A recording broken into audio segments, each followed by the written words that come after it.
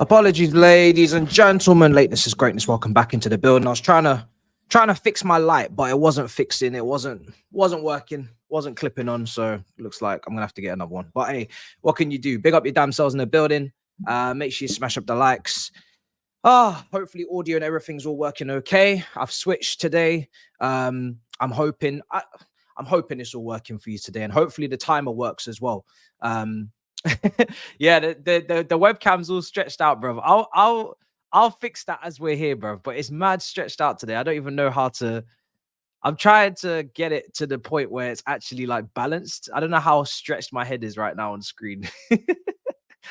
But because I don't know the dimensions that it's meant to be at. Let me see. What is it? 66. Yeah, I can tell my head is just mad stretched.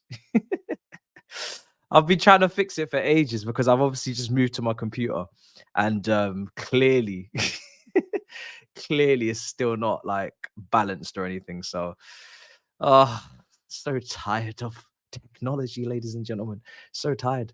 So yeah, look at that. Maybe I'll just do this for the whole show. Look how stretched out that is. So I'm guessing it should be more. Maybe that's a bit better. And we'll just make it smaller. Go like that. Let's see if that's any better for you guys. I don't know at this point. But yeah, it's been a long day. It's been a long day. All right, big up everybody in the chat though. We'll sort it. We'll sort it at some point. We'll get it fixed. You're quite the perfectionist. I am, yeah. I am indeed. But yeah, at the moment, my head is just looking mad. My cam's squished. I'm actually going to look at this on my phone. I want to see how this looks. Big up everybody in the building. Make sure you smash up the likes. I want to see how this looks on my phone. Does it look better? Oh dear, I've probably absolutely made myself look like a right twat today, bro, with these dimensions. Because right now, I don't have my dimensions sorted. I think it looks okay now, yeah? Yeah, I think I'm okay. I am a bit of a perfectionist. Yes, I am a bit of a perfectionist. But yeah, it is what it is. All right, lineups are on your screen. Lineups on your screen for this game. Manchester City versus Aston Villa. I'm not gonna lie, the Man City team is a little bit. It's not great. Sorry, the Man City team's fine. The Aston Villa team's shaky. Very, very shaky team. I'm not sure about that team at all. I'm not very confident. I'm a little bit pissed. I can't lie to you. The Luton versus Arsenal game's kicking off now, so I'll get that on my TV and keep an eye on what's going on. But yeah, I'm very concerned with that Villa team. Very, very concerned. I was hoping that they were going to go strong. They're missing quite a few players. I'm going to take a look at the bench now just to see if they've at least got strength and depth. But that midfield is severely weakened. So I'm very concerned. On the Villa bench today, have they got injuries or something? Tielemans is there. Kamara's not there. Buendia's still injured, of course. Mings is out. Jacob Ramsey was a doubt. Watkins was a doubt. Cash injured as well. Bailey on the bench. I thought Bailey would start. Pau Torres is on the bench as well. Feels like it's like they've written the game off. I don't want to say that, but it feels like they have. It feels like they have written the game off a little bit. So that team just looks incredibly weak, to be honest. Oh, a little bit concerned. I'll be honest, very concerned. But let's get that Arsenal game up on at least on the side just to see what's going on. Martinez is out now. What do you mean Martinez is out now? What do you mean by that? Are you trying to tell me that Martinez is not playing this game? Because if that's what you're telling me, is he... Oh, God. Oh, dear me. Do you know what? I do want Man City to win because we obviously got, agendas to run in the race and whatnot. But wow, this is about to be an absolute blamming illness. Dear me. That's a late change, isn't it? Villa just tweeted, oh, this is long. This is going to be so one-sided. Let me get that changed on the screen. This is going to be so one-sided, guys. It's actually going to be mad. Oh, this is going to be so one-sided. At least, Man City, can you at least entertain us? That's all I ask. Can you at least entertain us? after especially what happened on the week after what happened on the weekend. I thought this was going to be competitive because I was thinking to myself, you know, I know Watkins was out, but then I didn't think they played Duran. I did think it would be now Duran maybe will bring balance into the attack because he'll be able to maybe hold up the ball, use his physicality, whereas Bailey and Diaby are basically two wingers. But it would have been nice to see Bailey start with Diaby for once.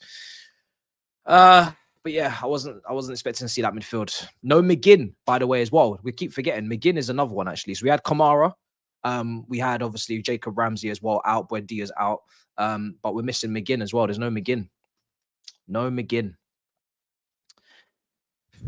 Wow, that is depleted. That is depleted, guys. Hopefully that's updated on screen. It has. All right. Well, Man City's team's strong anyway. Ortega's in goal. Luis Diaz, not Luis Diaz, but Luis and Diaz. Akanji, Vardio, Rodri, Silva, Doku, Foden, Grealish, and Alvarez.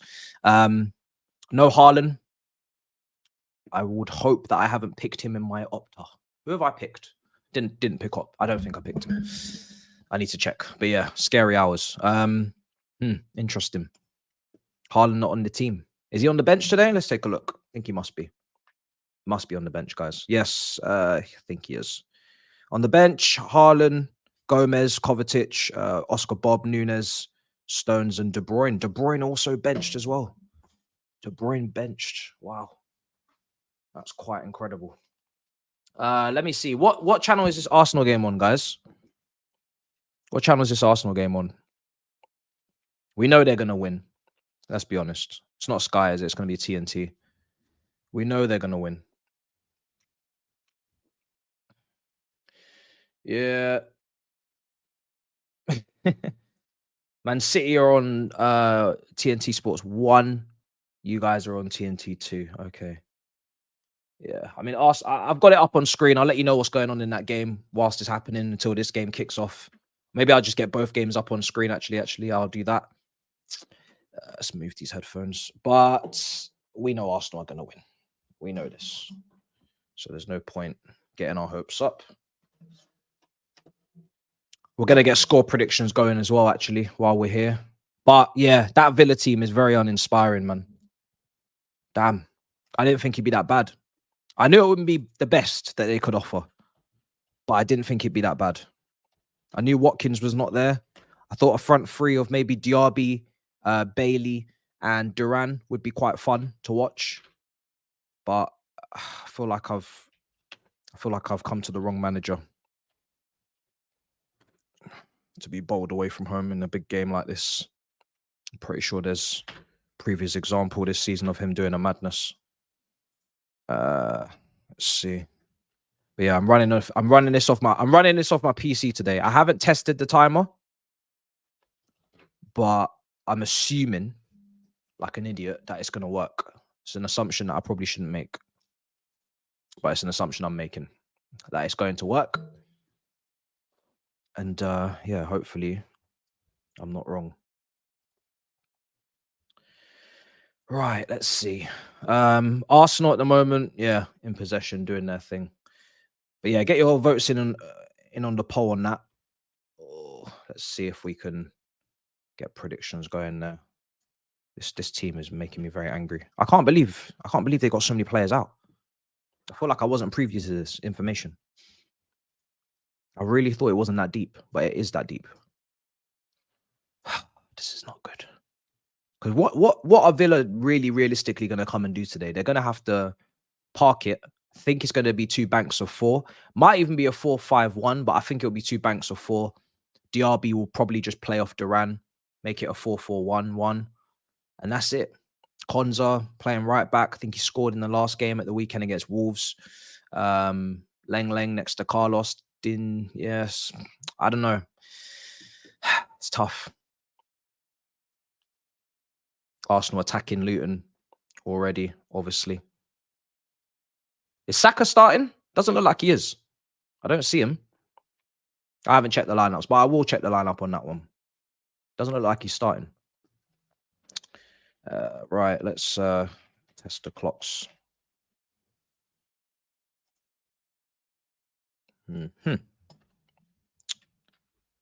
damn. Keyboard's gonna rattle me a lot today now because I'm not used to using this. Let's see, people. There we go. There we go. Okay, so that's working. So that's a start. The real UK time in the bottom left corner of your screen. So that's working. All right, let's see what you guys are saying. Saka's injured. He's not in the squad. Wow. Because you know, a lot of people are saying like, oh, Saka, he's always hobbling off when the going gets tough or he's not having a great performance. But and then they saw, and then they said he was back in training on yesterday morning, I think it was. They were saying that he's back in training. But he's not here for this game. So I guess he was being honest. He wasn't faking it till he made it. And I don't think he'd be trying to play poorly in arguably the biggest game of the season against Manchester City. So it was a genuine injury, which is fair to say. Just seeing the team.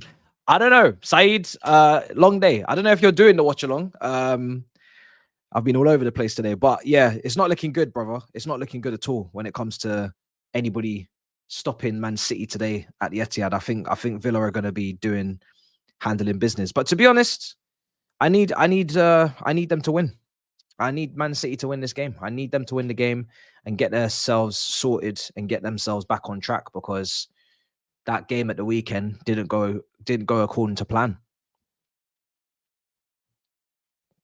Is Martinez starting or is he not? I don't think he is, bro. I think you might have missed the latest news. So I think Villa apparently have tweeted that Martinez is ill and he's not starting the game. So he was on the starting 11 graphics and all of the team sheets that went out, but I think the late news is that he's not starting.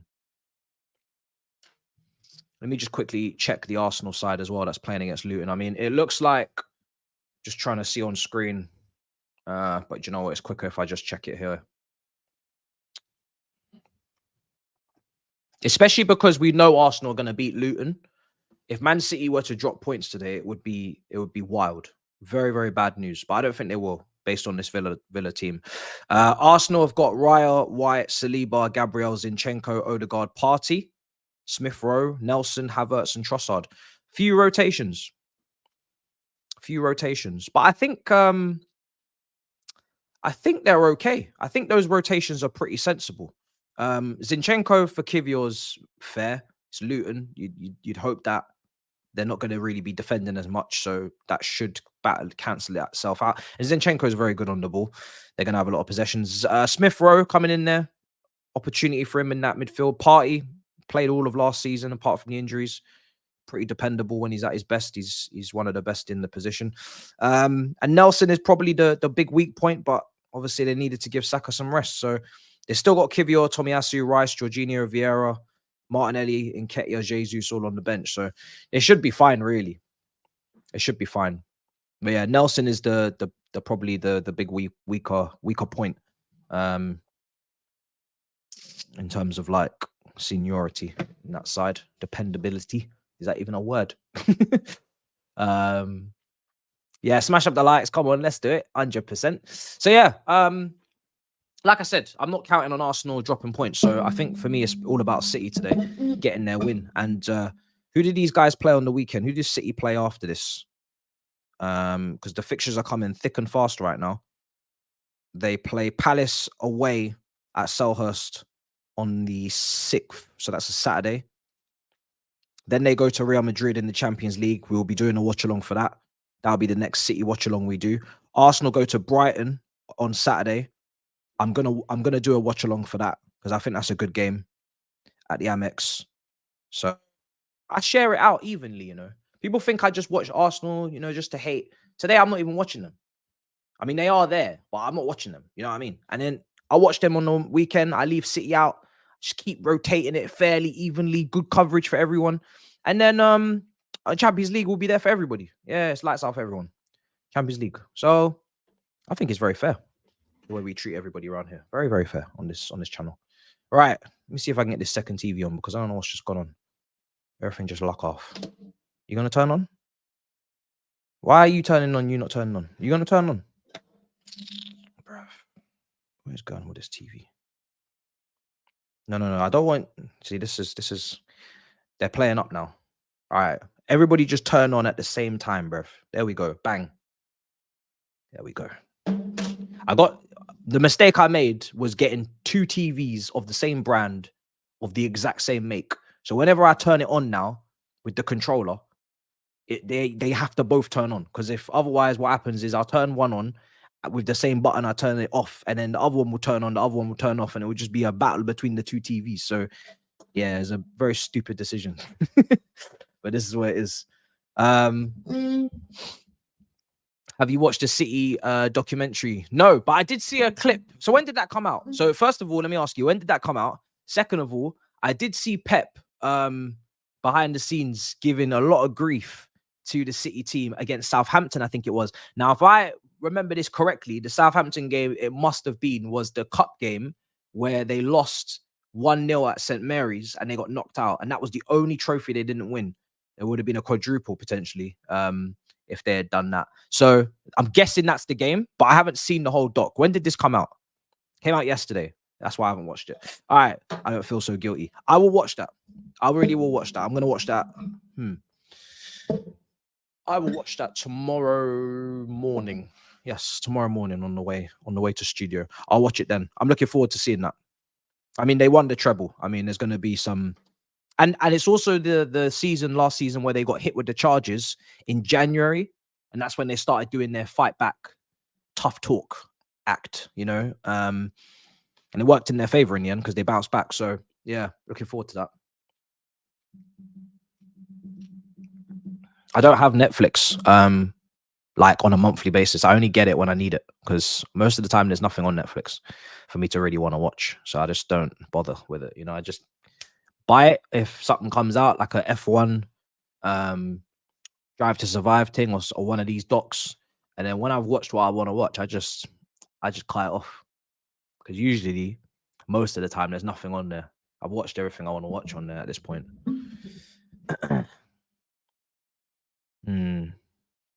Charges were mid-Feb. Oh, was it mid-Feb? Okay, so yeah, Feb, Jan, yeah, Feb. And you won literally every game after that. Exactly. It's a madness. Would love Chelsea to drop an all or nothing series. Do you know what? If Chelsea dropped an all or nothing series, and Arsenal are just attacking right now as we speak, if they dropped an all or nothing series when we won the Champions League or in the season where we had sanctions, it would have been very interesting. This season and last season, I'm not so sure. I mean, I don't know. I don't know if I want to go through that. That would be kind of mad. Mad to watch. But yeah, smash up the subscribe button. We're almost at 80k. That's what we're flying for. So big up for the support as always.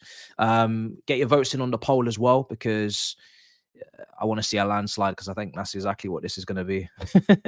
I don't know what my prediction was. I think my prediction before the game was probably like 2-1 City on the Big Six. But now that I've seen the lineups, I'm tempted to go and say that it's probably going to be about 3-0. Unless City don't go and absolutely, you know, pace them properly as they should. But maybe City will be a bit tentative. I don't see why they would be. So yeah, that's kind of my logic with that one. I think City are going to win comfortably now. That lineup is spooky, man. Spooky. Midfield is just not going to be able to compete. That's my biggest worry with that one for Villa. But it's not really a worry because I think it's a win-win situation. If Villa were to win, it'd be a big problem in the title race. But then at least Tottenham are not getting top 4, top 5, top 4. But I've also resounded to the fact that it could just be Champions League football for 5th place anyway. So it's not really any point even bothering with that. I don't think Man United will catch Tottenham up. So yeah, it might just have to be that. Right. Luton are struggling. Yeah, they're going to struggle. Let's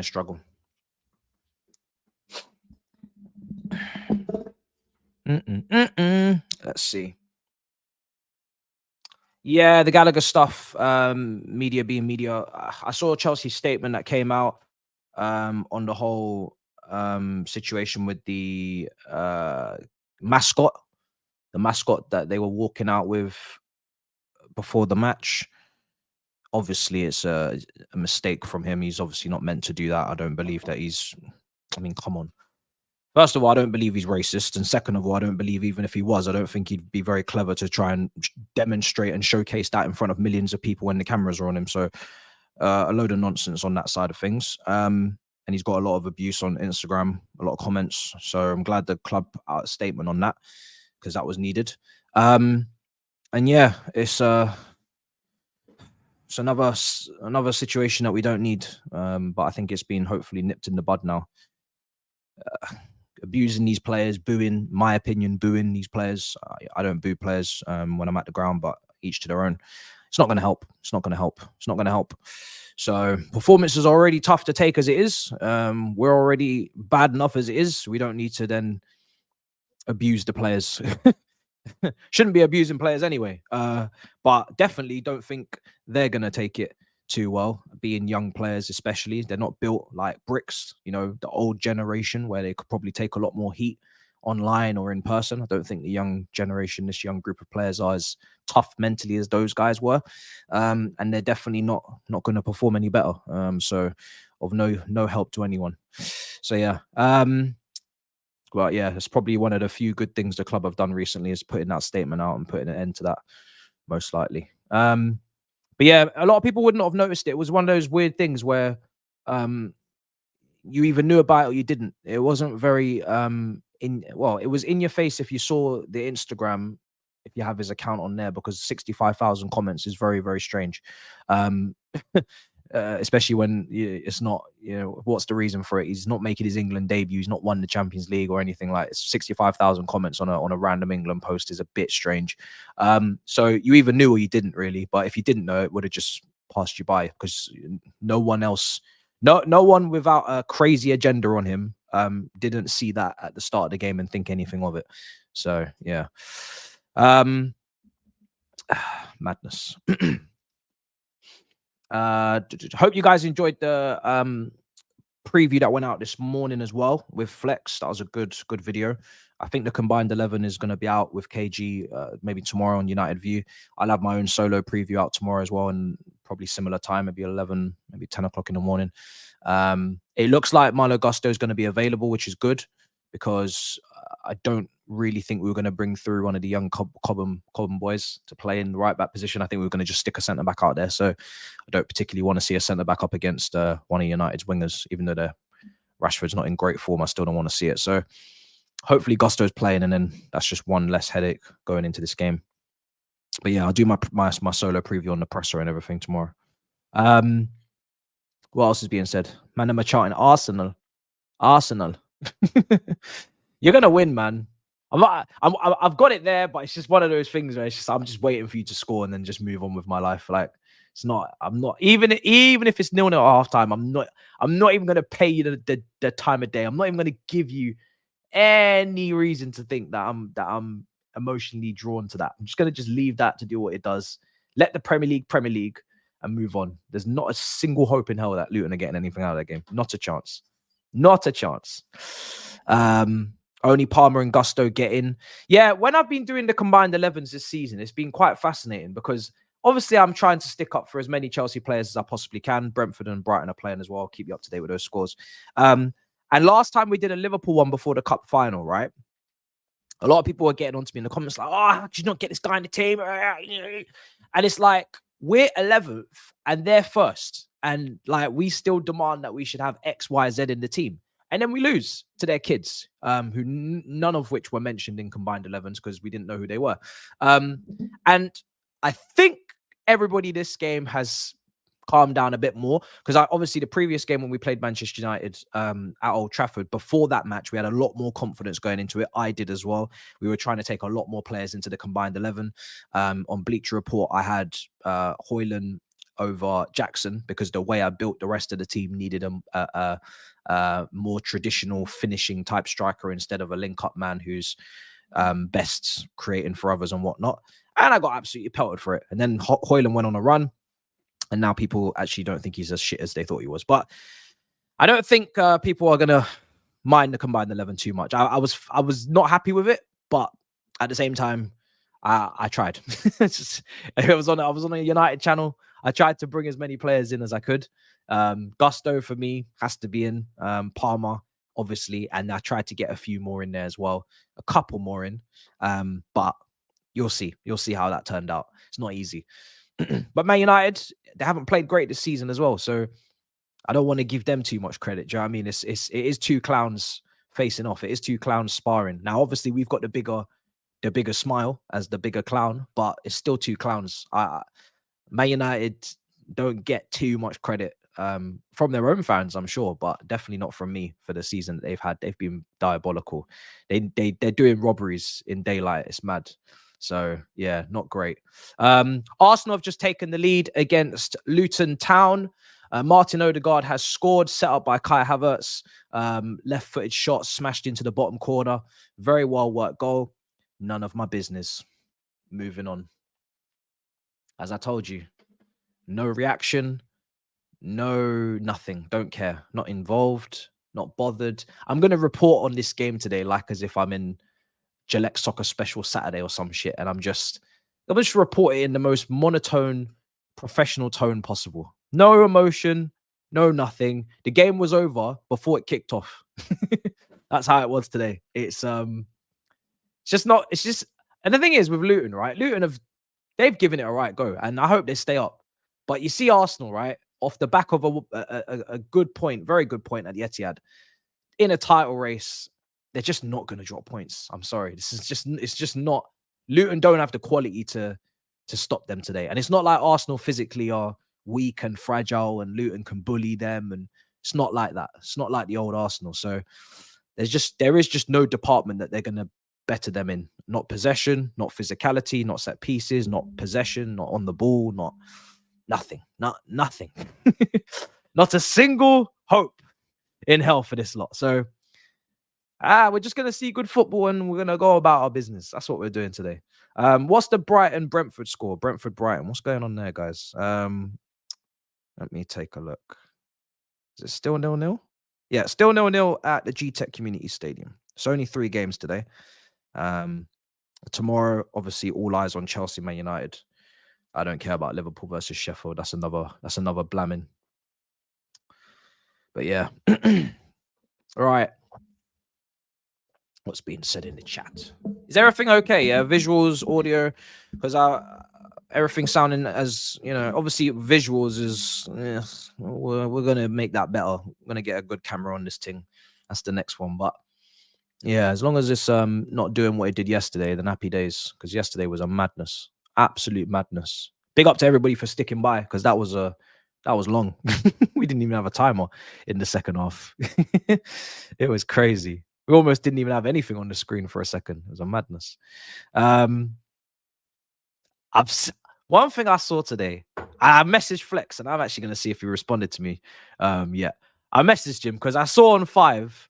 Bruv, you see this, yeah? Oh, you can't give Manchester United fan base a young player with talent, because there's so many Man United fans that as soon as they get this talent, they're just going to just pluck him and put him in all convos. I saw today on 5, I saw Kobe Mino. Who's better, Kobe Mino or Cole Palmer? And I just thought to myself, like, why? Like, what's the reasoning? What's the need for this? Why are we doing this? What is the point? First of all, Kobe Mino is a central midfielder, and Cole Palmer is a right winger /10/left winger, right? He's multifunctional, very dimensional, very versatile. I said, what's the need for this? Like, just let the kid grow in, not in silence, because everybody can see him, but there's just no need for this. And just let the kid develop. Let the kid play. Because you know what's the problem with this? And I'm already going to predict this. Kobe Mino is an incredible talent, right? We saw it in the game for England. He's not even English. Like, he's clearly a different nationality, but it's all good because he's that talented, right? Doesn't play like an English midfielder. But if he has a stinker, or he has a bit of inconsistency, or God forbid, touch wood, he gets an injury and he doesn't come back the way he was, or whatever, you know what I mean? People are going to be onto this kid. He ain't even done nothing wrong, bruv. He ain't even done nothing wrong. It's just like, it's so early. I don't think he's even played 20 Premier League games yet. Like, it's actually mad. Cole Palmer is up there this season in terms of GA with Bellingham. And the reason why I bring up the GA is because on the eye test, if you watch him, you can see he's a very intelligent, very technically sound footballer. So it's not like as if he's just, he is taking his penalties, but, someone's got to put them in. But on the eye test, in general play, very, very good player. Set up Sterling on the weekend, should have scored, could have had another open play assist, etc. Like, why are we doing this? Why are we doing this? It's very annoying. Oh, I'm not even going to run a poll because I'm afraid. I'm afraid to think what could happen. Chukwuemeka's fit. Well, that's good. Now, it doesn't change anything. So I'm going to leave my graphics as they're getting created as they were. I'm not going to be starting Chukwuemeka in this game, even though if he is fit, because I don't want him to get injured again. So for me, I would just have Chukwuemeka on the bench for the game against United. As much as I would absolutely I'd love nothing more than to be able to tell you that we can start Carney Chukwuemeka in the 10 against Manchester United tomorrow. But precautions, bench at best. I always do that. When someone comes back from injury, I just put them straight onto the bench because we can't have players have reoccurring injuries like this. But that's great news if that's the case. Where did you see this news? On Twitter? No. You don't get to do that. Okay, let me ask you a second question. If this is your logic, and I know you're trolling because there's no way you think about football like this. Who's better, Gakpo or Cole Palmer? Who's better, Gakpo or Cole Palmer? Fuck it, I can even go worse than this. Hold on a second. Let me get the league table up. Let me just do an absolute madness to you, right? And let me just, where's the league table? What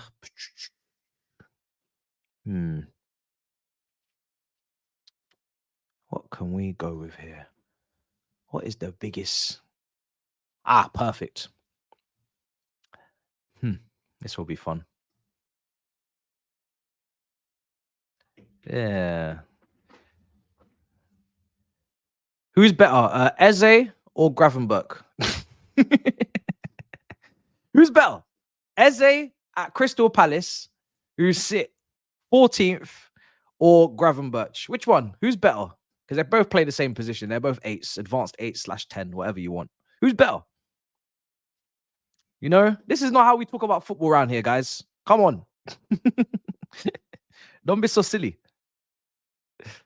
Oh, dear. Do you think it's possible for a footballer to get relegated and still get player of the season due to his performances individually? Wow. You mean player of the season, like just in general in the whole league? Yes, it's possible. Yeah, it is. It is possible, of course, but it's extremely unlikely because what you'd have to do in that team, I don't even think you'd get the opportunity to do because the team around you must be so bad that they're just not going to be able to give you the ball enough in the first place for you to create the havoc. Now, if you put Lionel Messi in the Sheffield United team, he could still get player of the year because he could still do a madness. But you're also up against other players that are surrounded by talented players that are actually going to help them win such an honor. Usually that honor, when it's won, is due to, yes, the individual's cooked, but also the team is elite, or at least very, very good. So they're in a team that have more of the ball, have more opportunities, can also assist, because to assist others, you need to have players of quality to finish. So this is why the assist metric is always tough, because if you're creating chances at a bucket load and you're creating chances for strikers that can't shoot, it doesn't mean that you're not good at assisting or you're not good at creating chances. It just means that the players that you're creating for are useless. The goals, bit different, because you could skip past 3-4 players and score yourself and just avoid your whole team. However, most of the time you do need people on your wavelength that can actually create or can at least link up with you so you can score goals. So it's not impossible, but it's virtually nearly impossible. It's like a 1% chance, 99% faith type thing.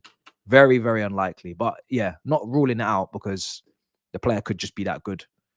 But very difficult. Very, very difficult. You're talking about generational talent for that to happen, to be honest. Must be one hell of a player. No normal player can do that. I'd argue there's not a single player in the Premier League that could do that right now. There's no player in this Premier League right now, today, that could go into that Sheffield United team and win Player of the Year. That is very much Messi, Ronaldo level stuff we're talking. I don't think any Premier League player could go and do that. Not De Bruyne, not Salah, because nah, just not gonna happen.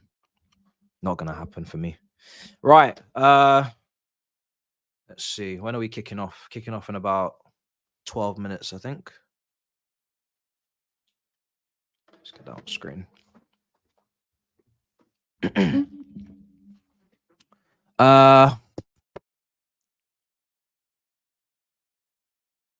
Let's see. McAllister or Enzo? I think both of these two players are not really too dissimilar in terms of quality. I think they're both quite close almost to Arsenal. However, Liverpool's setup has just been clear. And Enzo is obviously in a much worse team. I think if you had Enzo in that Liverpool team under Klopp, and to be honest, I don't know if Enzo suits Liverpool. To be honest, I think he'd suit more of a Man City. But in terms of like quality, who has ability in this area, I think they're both quite similar in terms of ceiling and potential and everything. So obviously everybody's going to say McAllister right now, because obviously McAllister is in really, really good form.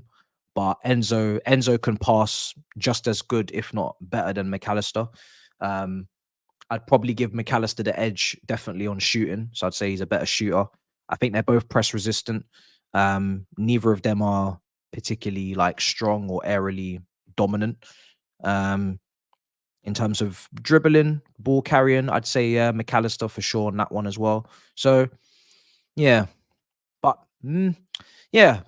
I think they're both world-class potential midfielders. They both have the potential to be world-class. It'd be splitting hairs. But in terms of value for money, then McAllister's going to kill him, because McAllister, that value for money was crazy. McAllister's actually worth about minimum 70, 80 million minimum, even when he wasn't at Liverpool. Yeah, like if you're just going off the market at Brighton, he should have cost 80 million or 70 million. But Liverpool found an incredible release clause, and here it is. But yeah, the thing is with Enzo is a lot of people, they don't always watch him. So he played actually pretty well at the weekend. Created chances, did some wonderful passes. But because we drew, the narrative obviously is going to be everybody had a stinker, which is fair enough. And obviously Palmer scored, so he can be, he can kind of get out of that conversation. But yeah, it is what it is. Not expecting people to rate our players in 12th anyway. All I'd say is that if Enzo was up for transfer tomorrow, highly doubt he goes to a shit team. Highly doubt it. I think people would be surprised, the teams that would be interested. I think it would be top teams, to be honest. I don't really see McAllister as a 10, I think for Brighton, he played as like a 6'8". Yeah, he played as a 6'8". He played the same position Enzo's playing now, which is right next to Caicedo, and he has the license to kind of carry the ball and go through into the next phase. But he's very good. Yeah, he's very, very good, man. I'm really shocked Man City didn't get him. He's ridiculous. For the price, it's just stupid. But I think other clubs did. I think Man United and Chelsea would have gone in, but Liverpool, they had the groundwork done on McAllister from early, and he only wanted to join them. So I can't even really get at other clubs too much, because I think Liverpool just convinced him really, really, really, really well. Similar to how we convinced Caicedo early. By the time you've done all the groundwork, you've spoken to the family, the agent, you've done the wages, you've built that chemistry with their player, they've spoken to the manager, they've given the manager their word, the promise. It's very difficult to go and unravel all of that and go somewhere else, unless the man is a mercenary and he's moving like, John Obi Mikel, Willian, or Pedro on the last day. Instead of going here, they go there. But it's very difficult for that to happen. Most of the time, they just go where they said they'd go. But listen, McAllister played as a 6 for a lot of the season. I never thought he was a 6, and I still don't think he is, but he did a decent job, to be fair to him. Now, there's a couple of games where McAllister got, you know, he got destroyed. He had a couple bad games, but most of the time he was okay. But he's definitely an 8. He's definitely an 8 for me. He's not a 6 at all.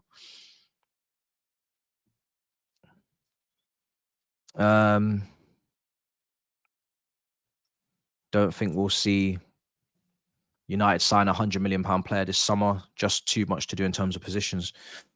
Yeah, I think so. I don't know.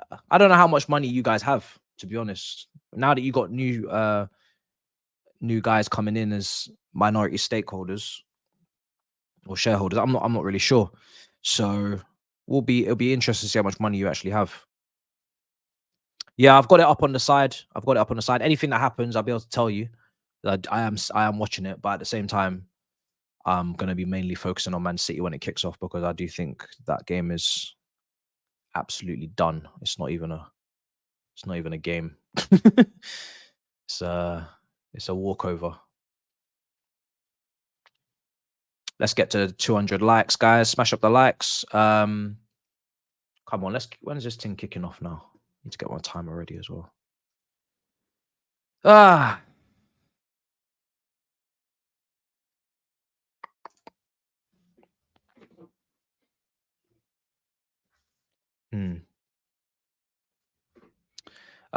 When you mean Gallagher Buzz, I'm gonna assume you mean the media side of things.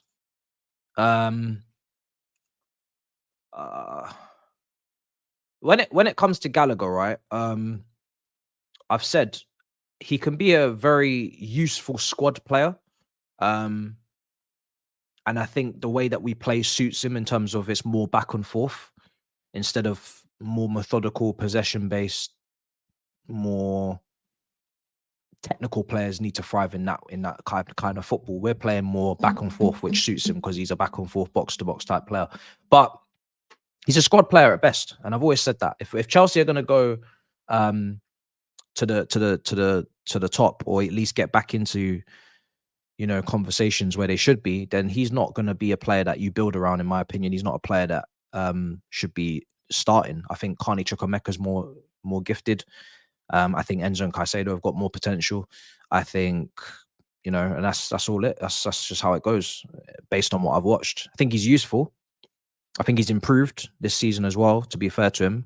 Based on what he did last season, he's definitely improved. But for when people say he's our best midfielder, I just think, I think it's a damning indictment of where we are then. Because if he's our best midfielder, no disrespect, then we're going to probably be mid-table, or we're not going to be a top team because he's not a top midfielder. So, I mean, you see it for England. When England have the options they have, Foden's and, you know, we're talking about 10s here, Foden's and Maddison's and all these players. He shouldn't, Bellingham, he's not really going to get a sniff, really. Or he shouldn't be getting a sniff in front of those players. He brings balance tactically, you know, but not a top player for me. Not a world-class midfielder in the making.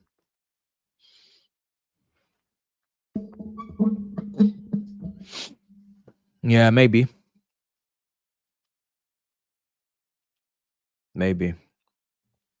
You want Gibbs White? Gibbs White was quite expensive, you know. I remember raising my eyebrows a little bit when I saw the price, because I was like thinking, how could they afford that? I think Gibbs White was like 40 million, wasn't he, when he went to Forest? It's quite expensive.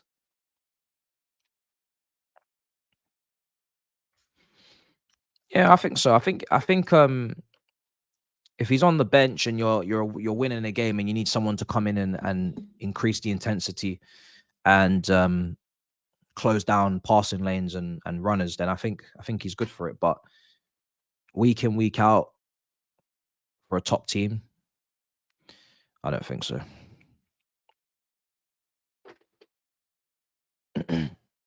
But if that top team plays the way that suits him, then, you know, he could make a mark. I mean, like you said, Henderson's starting for Liverpool those years. I don't think Henderson starts for the best Chelsea teams in the Premier League era, the best Arsenal teams, the best United teams, the best City teams, even the best Tottenham team. I don't think Henderson starts in that team.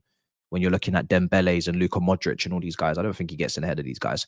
But for Liverpool and what they were doing at that time, he was starting week in, week out. So it's not to say that it's impossible. It's not every title winning team or every Champions League winning team is going to have a starting 11 glittered with stars. There's always balance to be had. But I think Henderson, based on his abilities, fortunate to play the amount of games he's played for a team like that. Things aligned nicely for him. And he worked hard. 2-0. 2-0 to Arsenal. Nelson has scored. Tap in, back post.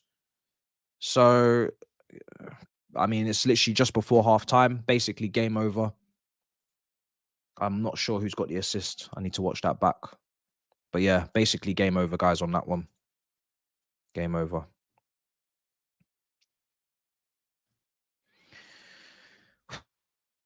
Right.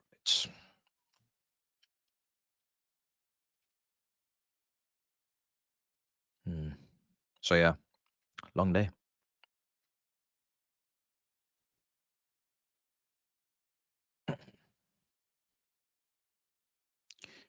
All right, let's switch.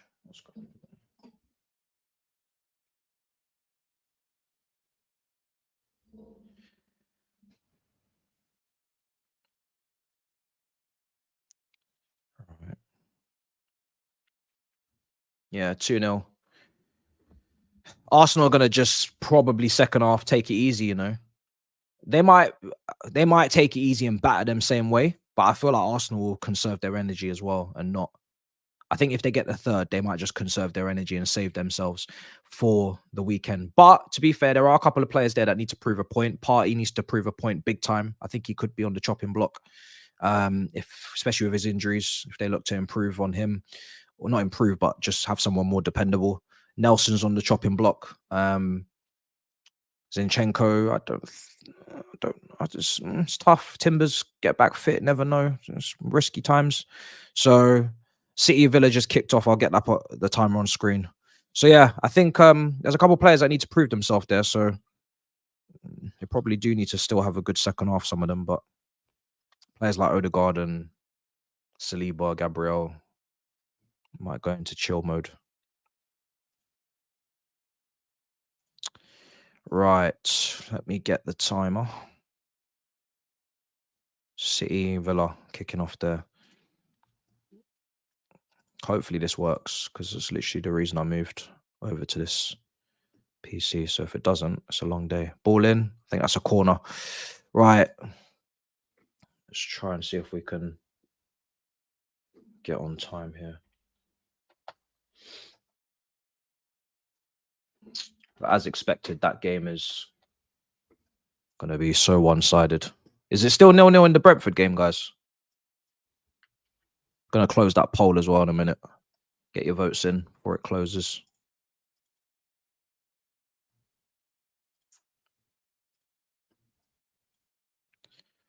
Right. Hopefully now this timer works. Corner for Villa. Timer will be up in 10 minutes. Douglas Luiz headed on, flicked on, cleared. Foden's going to carry it. Hopefully, is he playing left wing today?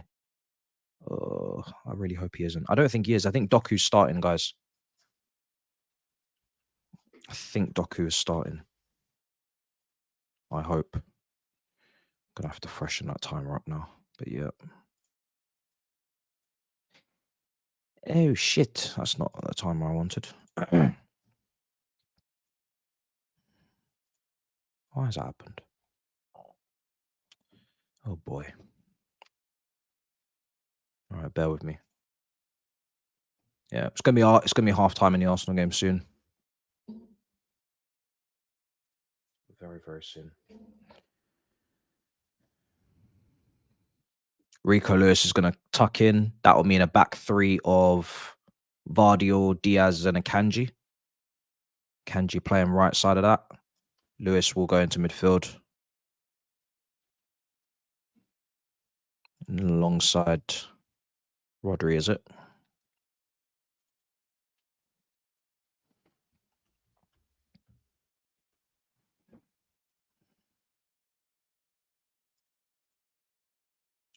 All right, time is working, so we're back in business. Don't know what happened yesterday, but we move. Right, let's see what's going on. That might not be completely accurate, but we're getting there. And I need to get numbers up as well. As you can see, this is fresh setup. Yeah, it's not quite in sync, but we will be there soon.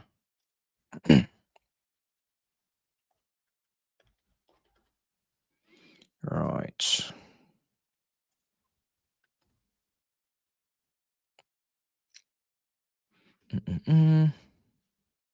Villa playing out from the back at the moment. Still 0-0. Just going to get the score on screen.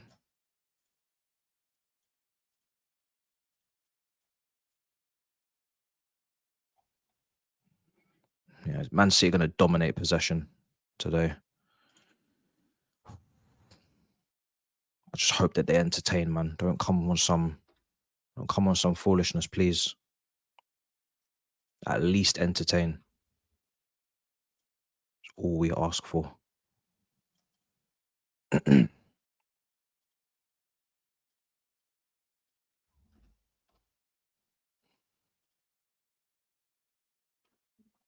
right. Can I duplicate that? Must be able to. Yeah. See what people are saying in the chat. Still 0-0. Yeah. Doku starts. Big game for Doku, man. Martinez out. Congrats, City. Yeah, he's out through illness. Brighton Pen. Where's João Pedro? Is he out for the season as well?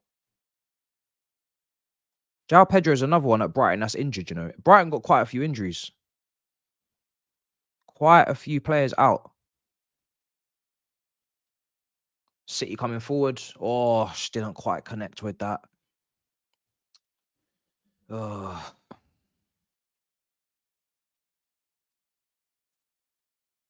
Quite a few players, guys.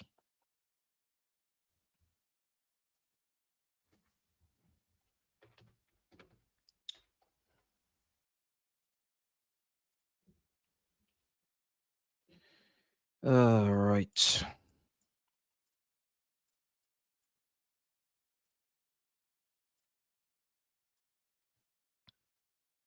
Just keeping an eye on that. Let's see. Right, let's get that down there now. That'll be it. That'll be it, boys and girls. I think.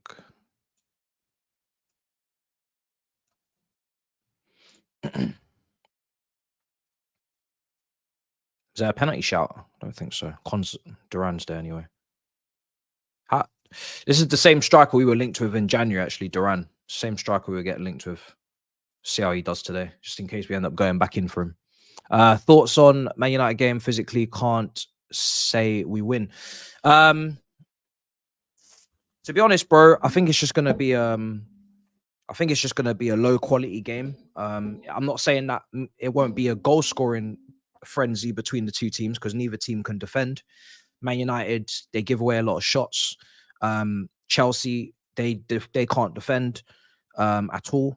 Like, ridiculous how bad the defending is this season. It's one of our worst since early 90s. So there definitely can be goals, but I don't think the quality of the game is going to be very good. Outside of Cole Palmer, maybe Kobe Mino, maybe Gusto, of course, as well. Maybe Diego Dallo, Enzo Caicedo. Obviously, I need quality from them as well in that game, but I didn't get it at Old Trafford. We didn't control the game. We didn't get ourselves sorted. So yeah, it's not going to be. I don't think it's going to be the most high quality game, but it should be entertaining. It should be entertaining for the viewers because you should get goals for the neutrals. You should get goals. You should get goals. Duran scouting stream. Jason Derulo scouting. That's what we're doing. Scouting Jason Derulo today up front for Aston Villa. I'm not sure where he's from. Is he from Colombia, Ecuador? I'm not sure. Yeah, player that we were almost going to go in for, but I think he was injured in January. Otherwise, we would have signed him, which is crazy. On top of having Washington and Datra Fofana and Amando Broya and Jackson. Am I missing anyone? And Whispers Richards. Richards Whispers. We were going to sign another young striker. It's mad. Another young one. And not even just young, but just no track record of banging in goals consistently, which is even madder. But that's what we were going to do. Grealish is on the left-hand side.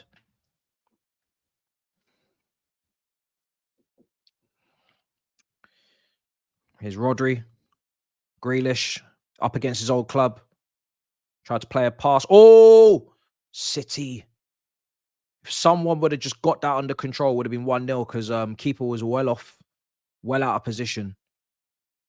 He was sold by the Rico Lewis run. Villa could have been in serious trouble. Akanji on the ball now. So glad Pep has stopped putting him in midfield. Hopefully he's stopped anyway. Rico Lewis can do it today. Vardio, Rodri, Grealish. Grealish left side. Up against...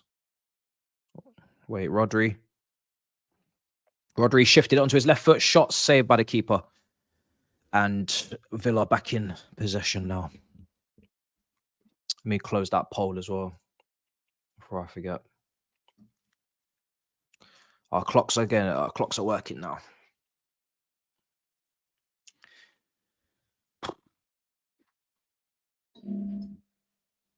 It's disappointing not to see the strongest possible Villa team out there.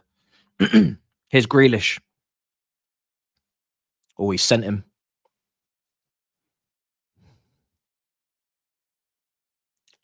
So Doku plays right wing today.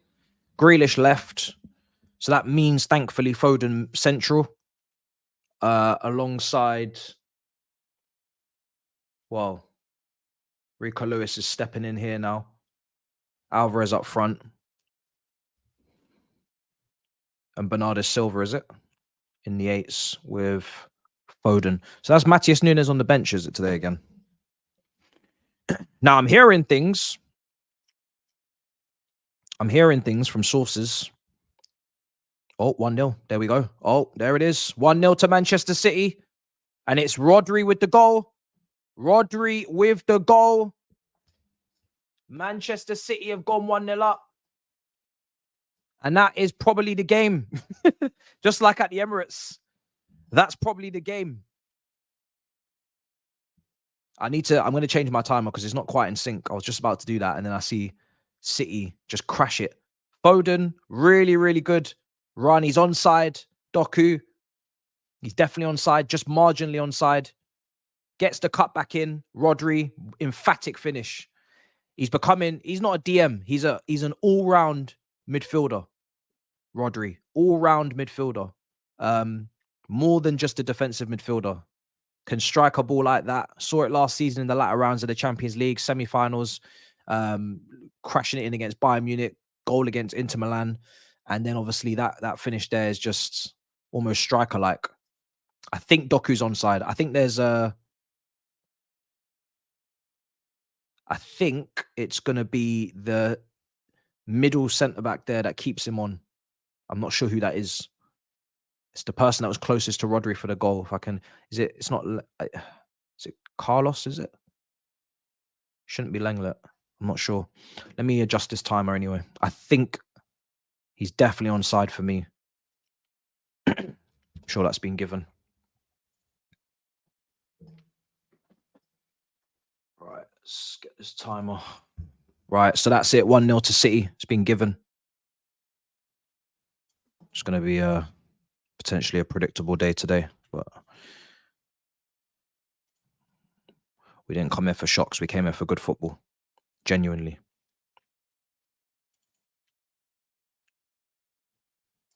Right, let's get this timer updated. Villa.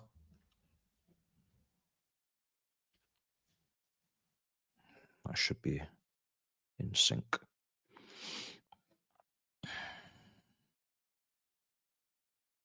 Just seeing that Odegaard goal again.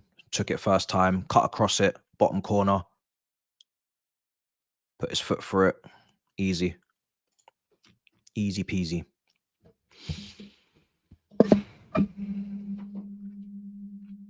Oh, Villa. Go on. Wow. It's over already, people are saying. Let me just move this camera. They're saying it's over already.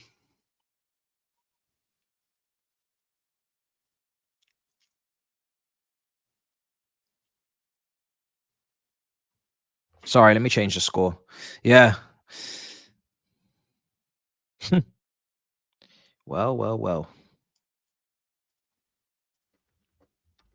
We knew where it was.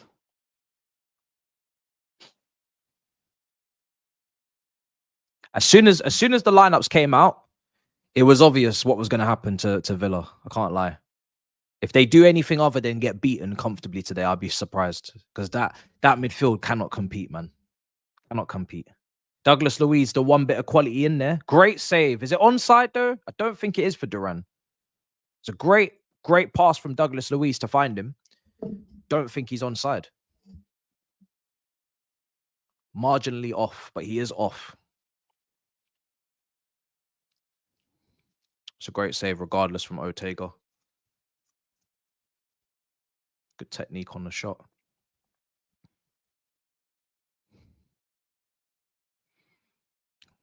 Maybe we should just get Duran, bring back Fofana, and just go with them two next season, eh? Imagine. I can see it happening as well.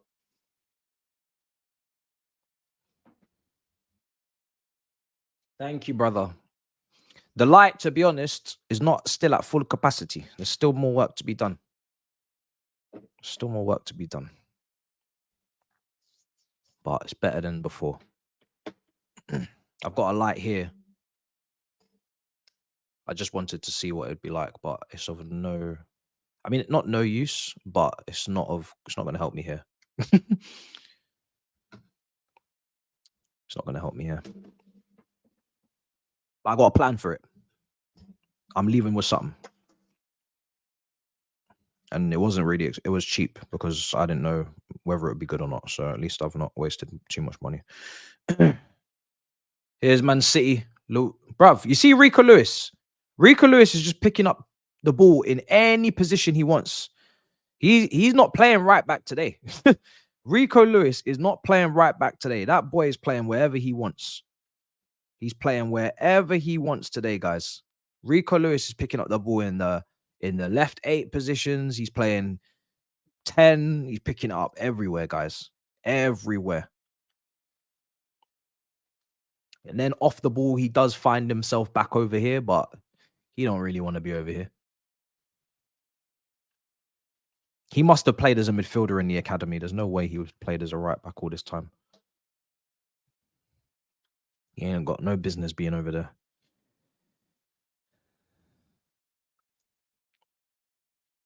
I don't know what's going on the other screen. Just bare headbutting. Chris Kamara's advertising Manscaped. I don't know what's going on.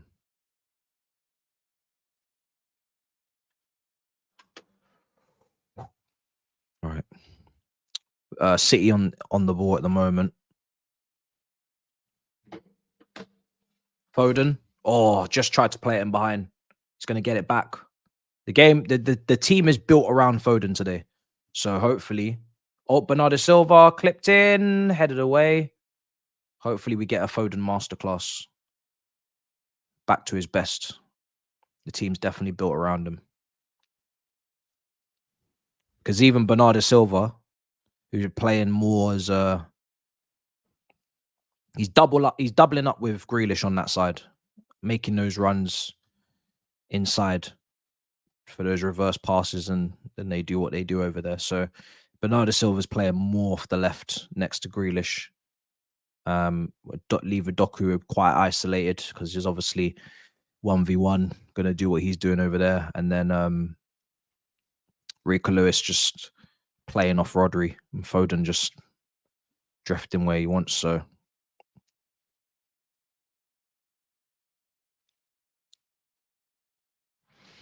right, here's Doku now. So Akanji's going to give him the overlap. Doku, shot blocked.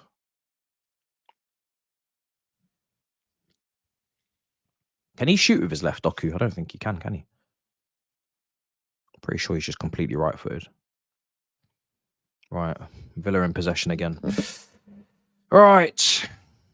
Let me know when that second half kicks off for Arsenal. I'll flip back over on one of the screens.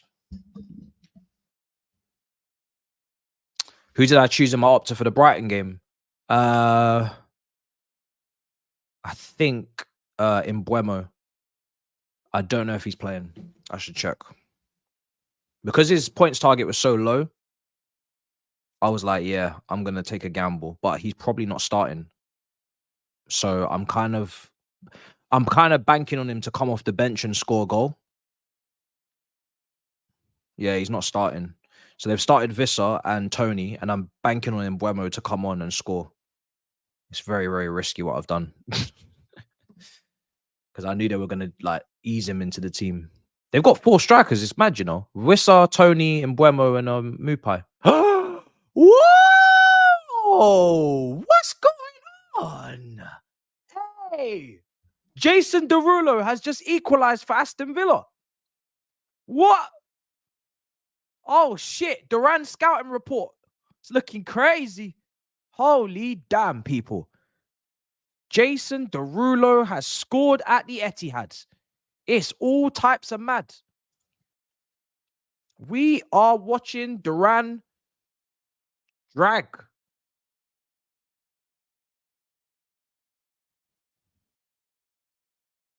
It's a reverse pass in behind. Well, it's not even in behind because he had to hold it up. Then he plays the 1-2. It's a wonderful 1-2. He's in behind and he slots it so well. I have to say it's very, very well taken from Duran. Right in the corner. And I mean right in the corner. It's almost hit the post and gone in. It's right in the side netting. Ortega doesn't really do a lot wrong. I'll be honest. He's defended his near post. He's spread himself very, very big to try and block all avenues. But in the end, Duran has still found a slot. I don't know what they're checking for possible offside because this is not offside. There's no offside in any moment. It's not even close. So I don't know what we're doing here. This here is a waste of my time and a waste of the people's time. Yeah, just kick off the game. What do you mean offside? The guy could not be more onside if he tried. These guys are crazy for even trying this right now. But anyway, 1-1. 1-1. It's a great pass, but it's a great finish. Should have signed Duran. Allow it, bro. Oh, dear.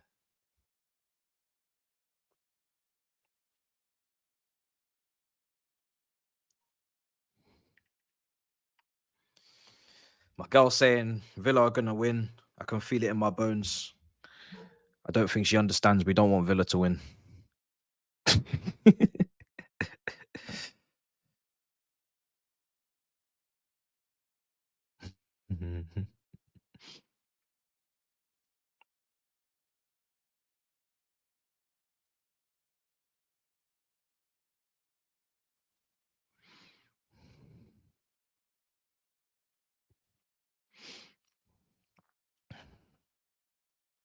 I'm entertained. Are you entertained? Are you entertained? 1-1.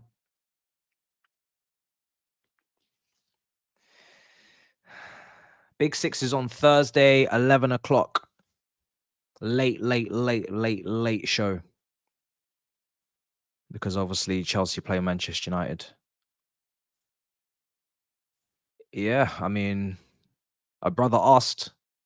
And here we are, Duran. And I know Chelsea Twitter are popping off right now. So let me check. Doku with the ball in. Goalkeeper comes and claims.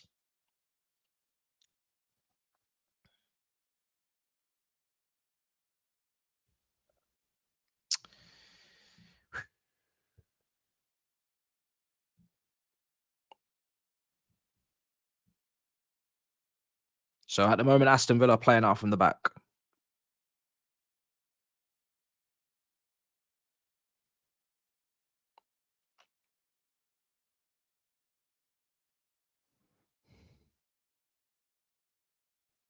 Here's Rodri.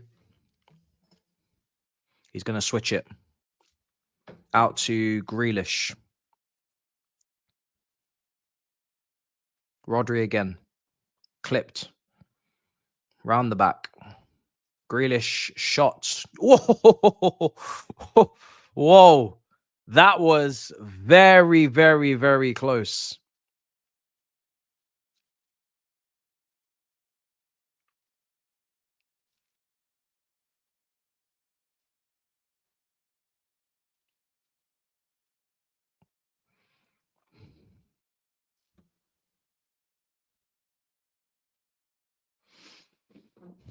He's just hit it into the ground. I do think the goalkeeper's got a touch on that, to be honest. I do think he's got a touch on that.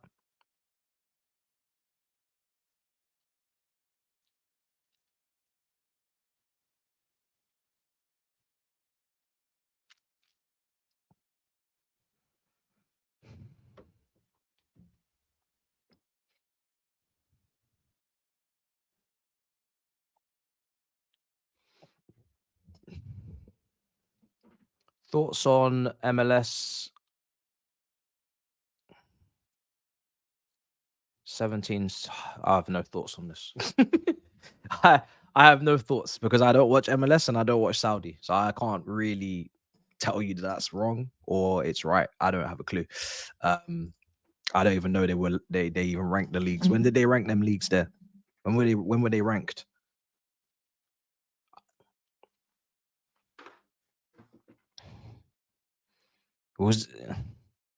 Saudi was never going to just become this great league in the blink of an eye. It doesn't work like that, which is why I wasn't so quick to hop onto the frenzy and start watching all the games. It's just going to take a very long time.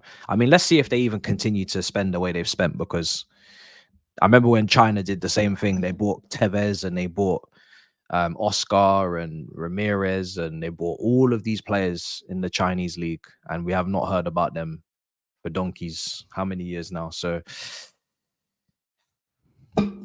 it's going to be very interesting to see if the Saudi league is still doing what it's doing in about 2 years' time.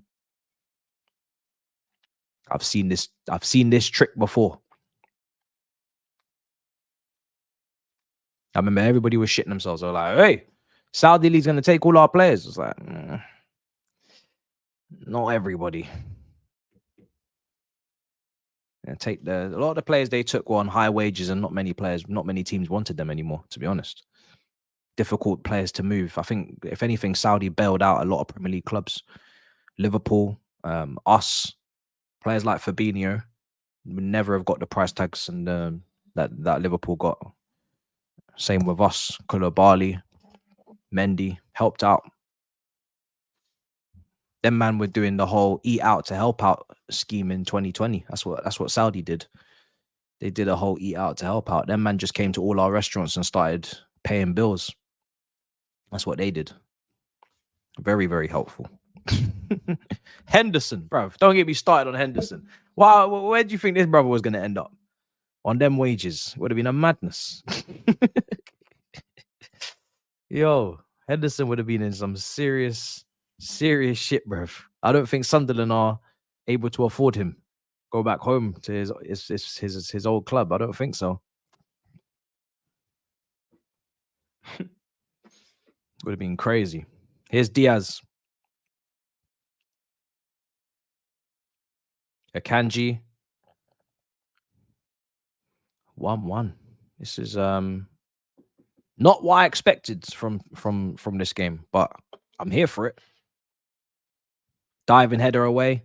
Alvarez, Foden, lovely link up. Rico Lewis, this has been a lovely passage of play. They're still playing it. Still playing it. Could be one of the goals of the season if it gets finished off.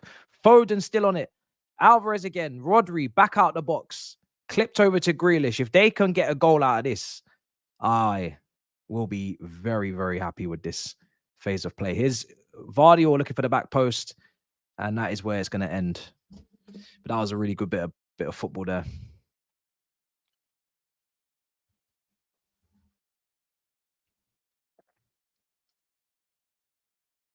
Who? Oscar? No. Don't be so silly.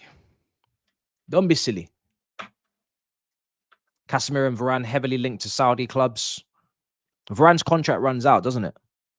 Casemiro, that literally just makes so much sense.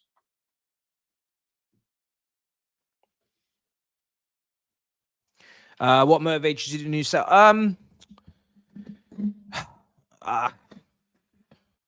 New setup.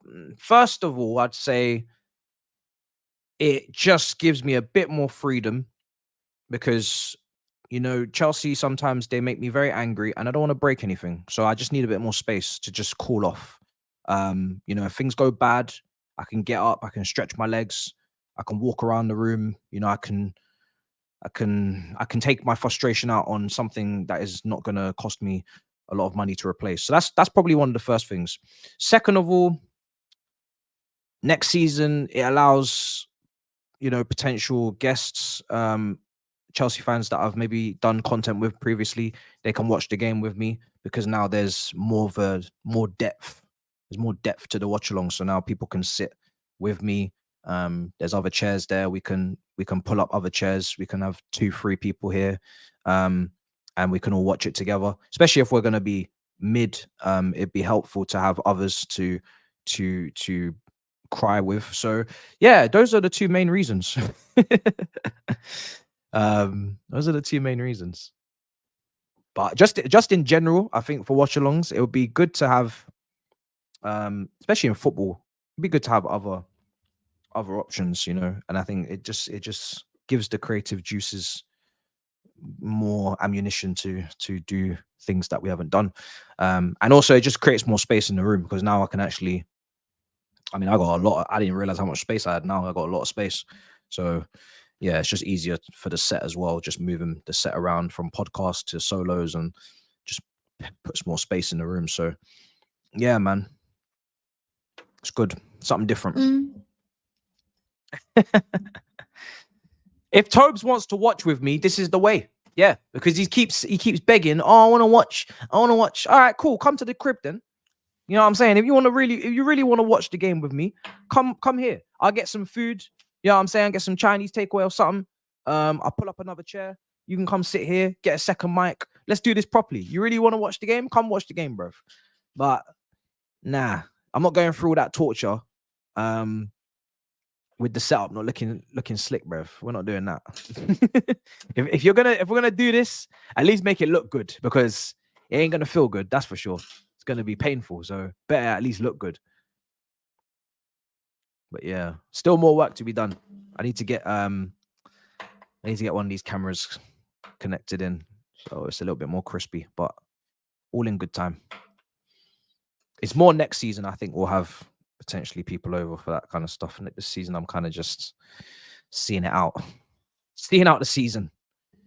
It's almost over, people. What is it? 9 games?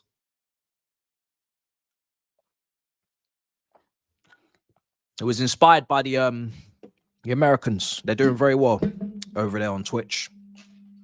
The American streamers. And yeah, just a lot of depth, man. A lot of depth to their streams.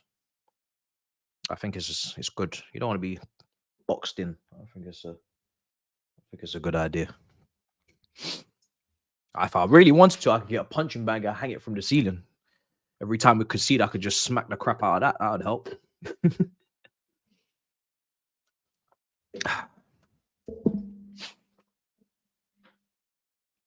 Oh, it's just Red Bull. It's just because what is it? It's just tropical flavor, Red Bull. I don't encourage drinking it, but some of the streams be long and I do a lot of work before the streams, so keep them energy levels up. We have to sacrifice our body for this. You know what I'm saying? It's not for everyone.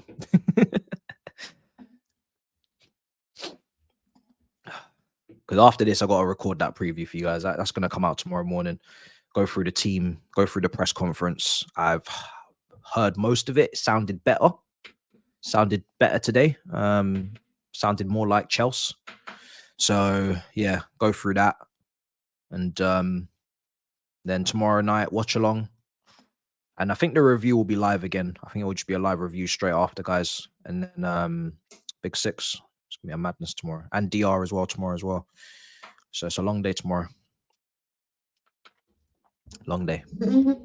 Still 1-1 in this game, and what 33 minutes gone. So Man City have not really, up until just now, not really moving the needle. A lot of possession, not a lot out of it in the last 5 minutes or so. But they are probing, and they are looking to create a clear-cut chance. Alvarez is getting those touches, giving a different option to Haaland. And now Duran's come back and cleared. The thing is with Villa is they're getting everybody back. Everybody back behind the ball, making it extremely difficult. Maybe taking a bit of inspiration from Arsenal over the weekend with their defensive performance. It's looking like it's been very difficult to break down. Alvarez is at least providing an option in possession. He's all over. He's drifting all over the place and picking up the ball. But Villa are looking for a counter now. If they can... Yeah, that's a smart Duran. That's very smart play. There we go. Yeah, good play. Villa just keep it now.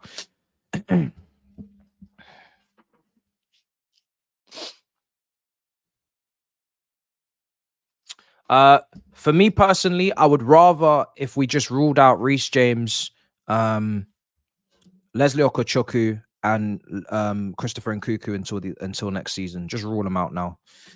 They can join Lavia and Fofana as players that are all out until the next season, because there's just no point bringing them back. There's no point.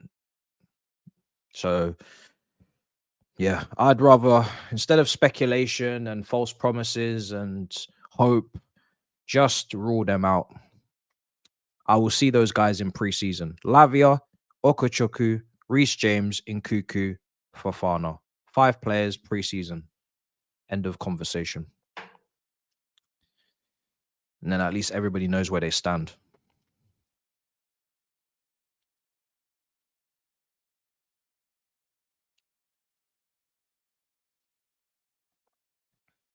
Here's Rodri.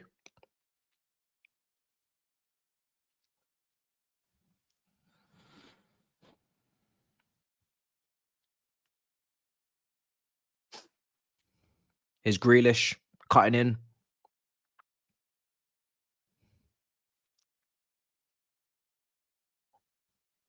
It's a shame Grealish doesn't have explosive pace. It really is.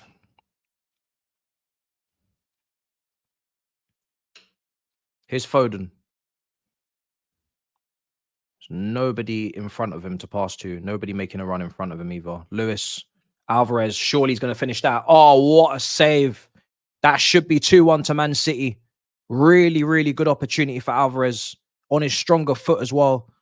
Should really be putting that in the back of the net. But it was a great save. Outstretched leg from the backup keeper. Villa are looking to counter. Not really much support for Diaby. He's taking on Vardy or 1v1 out wide. Loose touch. Oh, brother. Oh, they still got it and cleared. Yeah, that's a big chance for Alvarez, man. He should be banging that in. Should be banging that in. Let me just check. So yeah, that's on the Reece James thing. I wouldn't lose sleep over when he'll be back. He had surgery. When I saw him at training last week, someone said to me that he said to them because I didn't speak with him because I was with another player, but when he was talking to someone else that was there, he was saying that he hopes to be back before the end of the season, or that's what he said he'll be back before the end of the season. Like that's his aim. And he kind of said it like, yeah, that's my goal. I would, in this instance, like someone to tell him no, because you know players, they're always gonna want to be back, because especially when you've been injured that often, you can't wait to play because you've been injured now. You're captain. You haven't been able to help the team. You probably feel a bit of guilt, even though it's not your fault. you hate being injured, the recovery process is long, you're bored, all that type of crap. Like, you just want to be back playing. So you're obviously going to give, as that person, the most optimistic timeline for your return. However, you're not a doctor. You know your body, but you also know your body with bias, which means you know your body with the intention that I'll be back as soon as possible, not when I'm best, most of the time for players. Hopefully he does just be easy and just, you know, take as much time as possible and not rush it, because he's sick of injuries at this point. So I would say there's no point coming back for match day 37 or match day 36. Just forget it.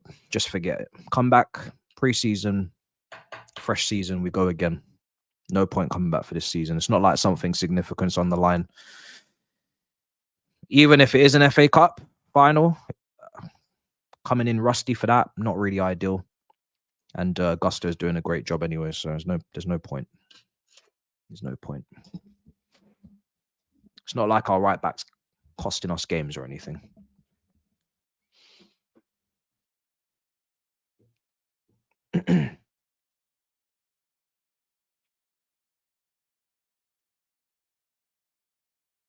Oh.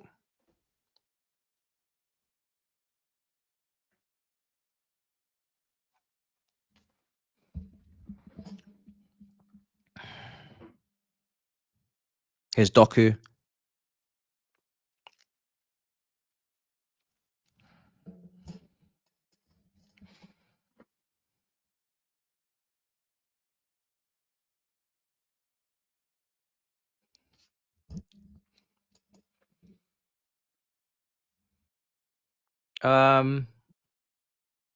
Not immediate concerns. However, I think you have to put an asterisk next to it and definitely mark it down as a potential threat. Not this summer, but probably more next summer. I think they are well aware of the PR disaster class it would be to sell James.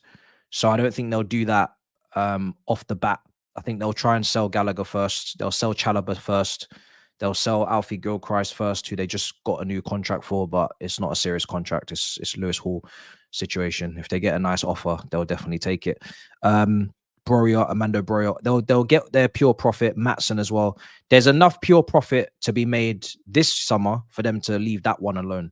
Now, if we don't make Europe again next season, and financially we're banging on the door again for 30th of June, then Reece James, it will be a big problem.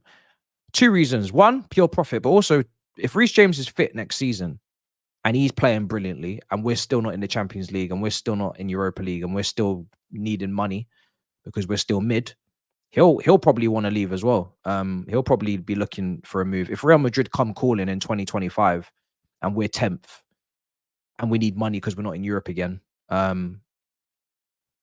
it's going to be something that all parties consider, not just us, Reece James as well, because your career is too short. Even if you love the club and all that stuff, your career is way too short to be chilling in 10th position year after year. So I think as much as people will say, you know, you got to be patient and all that, financially, don't think we can afford to not be in the Champions League for much longer without serious consequences. And I mean selling big names because the stadium's too small. And B, players themselves. You think these players are going to just wait 3-4 years to get back into Champions League if other clubs are interested in them, Cole Palmers, etc. They're going to move. So, yeah, for me, this is we've reached peak level patience now in terms of the league position. You do this again next year, and yeah, I prefer not to speak. If you had to choose one to come back, Havertz or Mount, neither. I don't really want either back personally. Mount, it's just not the player we need right now. I don't think. We think we have Gallagher, so unless you sell Gallagher, but again, he's had injuries all season. I also just don't like the circus that comes around him. I don't want any of that circus back. I actually like the player, to be honest. and I was actually my preference would have actually to be kept. If people remember my videos in the summer, my preference was to actually keep him over Gallagher actually, but the circus around his name and the just yeah, it's just too much. I can't stand it. It's just not necessary. He's not the level of player to be having all that commotion around him. It's just far too much to take. And Havertz, no. So the question is neither. The answer is neither. Riots might happen. Palmer will bounce back.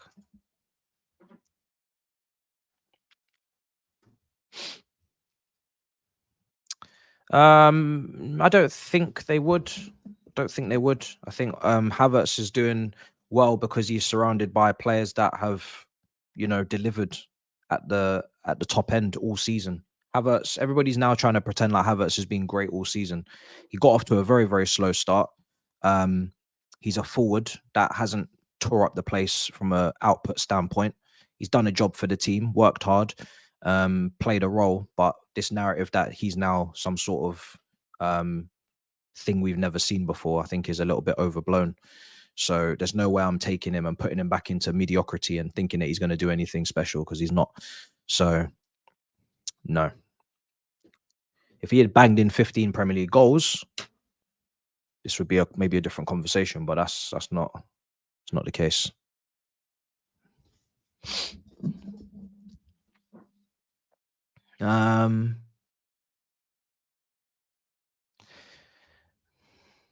If he comes in, yeah, he's just doing up the same role that Jackson does. He's working hard, cutting off passing lanes, linking up with players. What? Not prolific. Neither of them are prolific, so it's not a needle mover.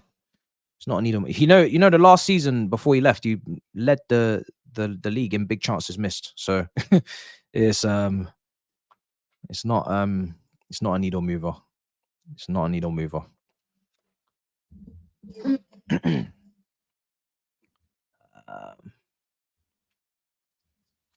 Big up. We Blues got your back.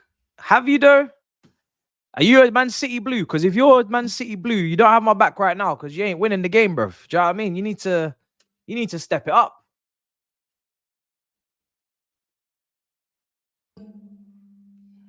You need to step it up.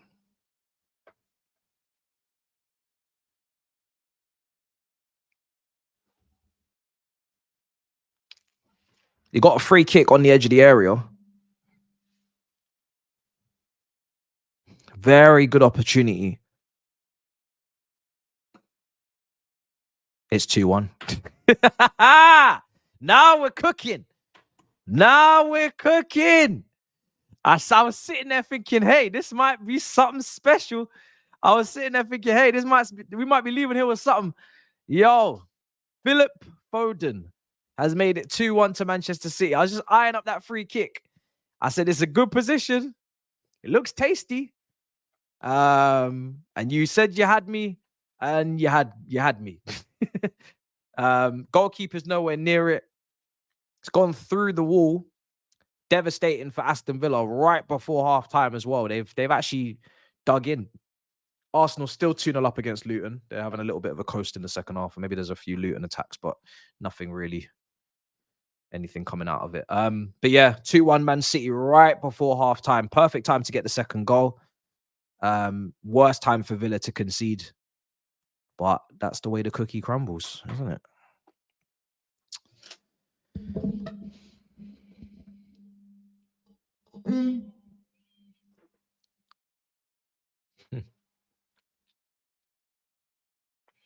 Philip Foden. Brilliant stuff. Thankfully. I mean, listen, I don't mind a shock because obviously I love a shock. But if we're being serious long-term, rest of the season, Man City need to win the game, to be honest. As much as it would be hilarious on the Big Six, Man City need to win the game. And they're coming... Nope, blocked.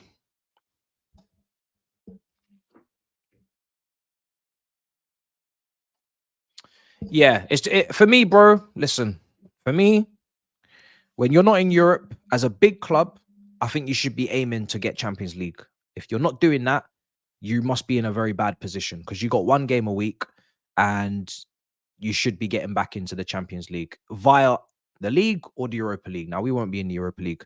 So, yeah, I mean, it's got to be Europa League minimum. But anything else is just it's a disrespect.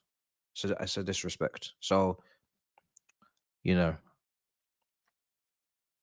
what I'm more interested in is trophies, to be honest. Champions League, Europa League, all these qualifications. I'm not interested as much. It's necessary, but it's not something I celebrate. What I need is a cup. I need a cup win, and that gives you obviously European football. But I need a cup win, so that will be the goal again: win a trophy, and qualify for some sort of European competition. But for me, yeah, to have to rule us out of Champions League qualification as a race next season, just that just seems so wild. Not as a like, you know, you're all over the shop with the opinion. I'm just saying, just from a emotional standpoint, it just seems so wild for me to have to do that. I shouldn't have to do that. Especially if it's 5 spots. I mean, come on, five spots. Crazy, crazy, bro. Here's Bernardo Silva clipped in. Is that 3? Oh, what a save! It could have been 3-0. It really could have. Sorry, it could have been 3-1. Alvarez has just headed it. Tried to head it back across goal. I think he's tipped over the bar by the keeper. Unlucky. Couldn't really head it down. He's not tall enough. He was always going to get underneath it. Tried to head it back across. Couldn't really direct it enough, and it's out for a corner now.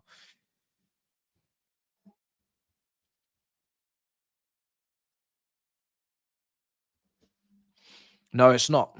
It's not. But that's why I said a trophy. But we need to qualify for it because we need to start being able to attract the best players and pay them the wages that they're going to demand so we can win the league. It's very difficult for you to finish consecutively in mid spots and then win the league. And I mean consecutively, not when we did it before one time and then won the league again. If you're going to consistently finish in the middle of the table, very difficult for you to then win the league. And the aim is to win the league because that's a trophy. So the only actual way to win the league is to get into the Champions League and get Champions League quality players and then win the league. So not to say I'm celebrating it, not to say I'm excited to be in the Champions League and that's it. I'm not here to participate, but you kind of have to get into that step. You have to do this in steps, you know, and we need the money anyway because we don't have a stadium of the size of others to not be in Europe like that. So yeah. This is why I always say that needs to come with a cup so I can celebrate the cup. Right, halftime, guys, in this game. Good stuff. Good game, 3 goals. Happy as Larry, bro. Can't complain. You must win Wednesday. That's what this is. A you must win Wednesday. And so far, you must, and you did must. But there's still 45 minutes to play. Whilst that halftime's going on, Arsenal are currently 2-0 up against Luton. If a goal was to go in for Luton, it might make the last 10 minutes, 15 minutes very interesting. But as much as they're huffing and puffing Luton, it does almost feel like Arsenal are also, I don't know. I feel like Arsenal off the ball have enough control over this situation because obviously we know they can defend now. So I don't really feel like as if they're uncomfortable defending now. Like they're clearly not. They're clearly comfortable defending. They're happy to defend if they have to. We saw that at the weekend. So it feels like Arsenal would keep the ball and just tire them out. But if they are Luton going to have the ball and try and attack, I think Arsenal are feeling just as comfortable. Just see out the game. Don't concede and then the clean sheet will be there. And that's that. And that is that.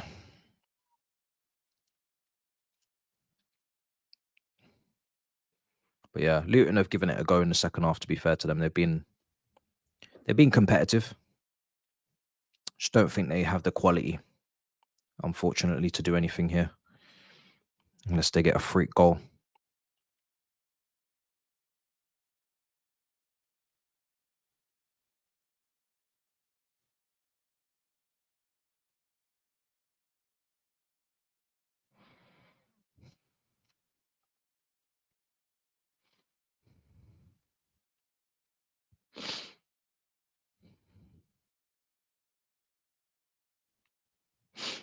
Right, Luton are in behind right side.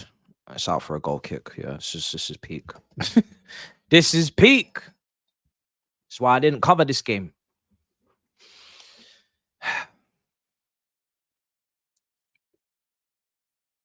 London's still blue. Manny's blue. Hopefully for a lot longer. But we are risking the color of the city a little bit because we're not in control over if it changes color. We're just hoping. We're hoping that other people handle business for us. It's mad. We've let the defense left the defense a little bit open.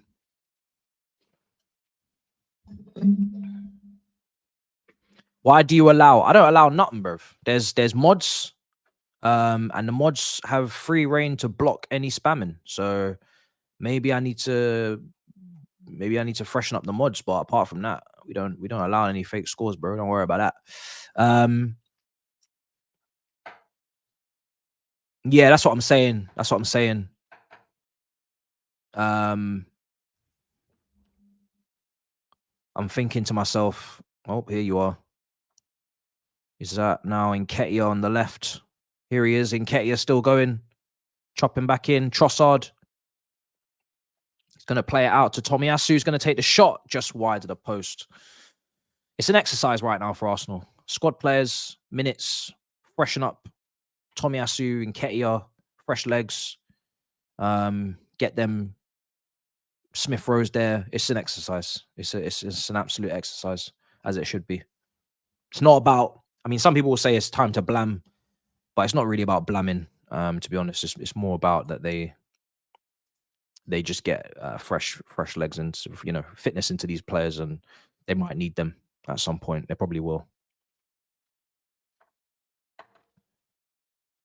You don't want none of these players coming in cold off the bench in big games in the run-in. So that's probably what the main goal is right now for Arsenal. Right, let's go through some super chats. Let's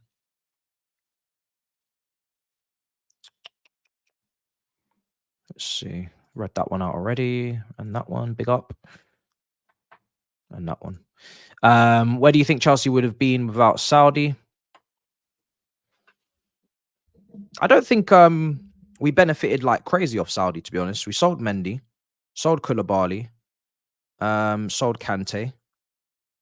No, we didn't sell Kante. Kante ran out of contract, so we can get rid of that one because he was going to go anyway. Who else did we get rid of?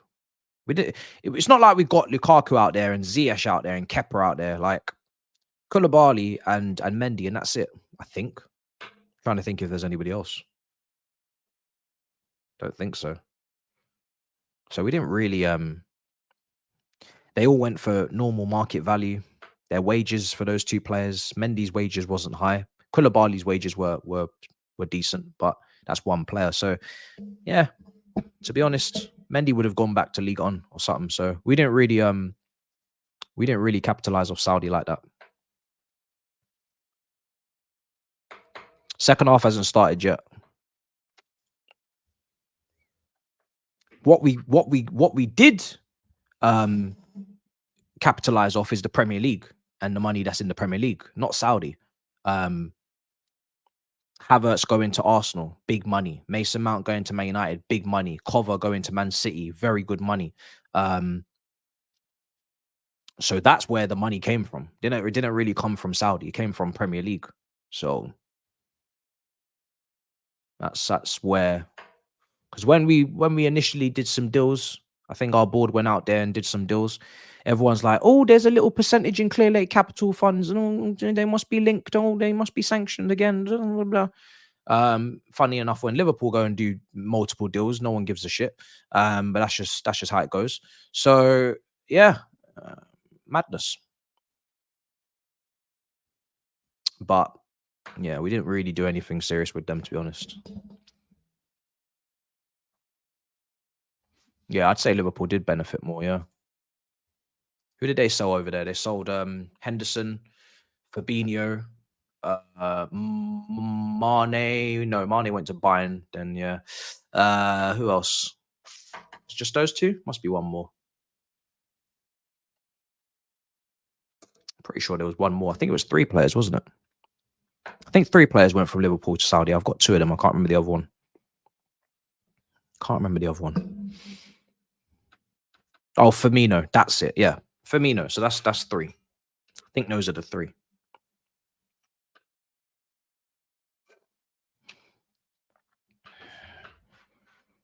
Yeah, that's it. Or was Firmino got on a free? Was he out of contract? If he's out of contract, then yeah, we could scrub that off. He was leaving anyway. If he didn't get any money from him, then is what it is. Yeah. Okay. If he's free transfer, that's with Kante. So basically, we both got two bits of money in, and 2 free transfers went over there. So it's basically the same.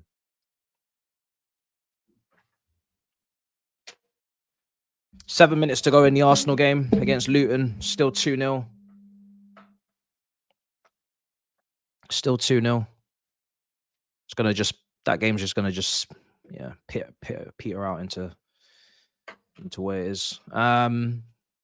Tomorrow 6:45, Chelsea versus Manchester United.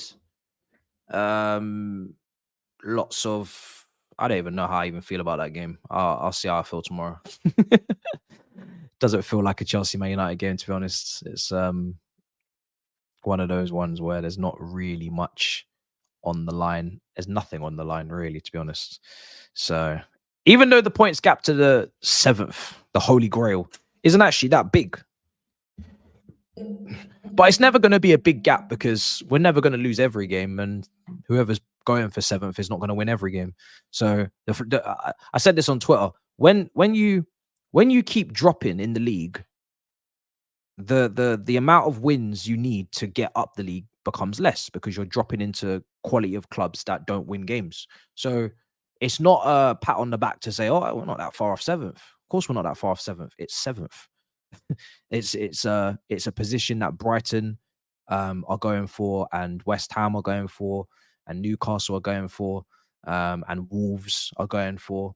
So if we're going to be 13th, 12th, then yeah, we're probably not going to be that far off. But we are also 13th and 12th. So that means that we are not consistent. We haven't been above 8 full season, and it's very unlikely we're going to find any consistency. So if you're down here in April, there's probably a reason why. So highly doubt you're going to find yourself on some next 10 game run, but would be nice. That's just me being realistic.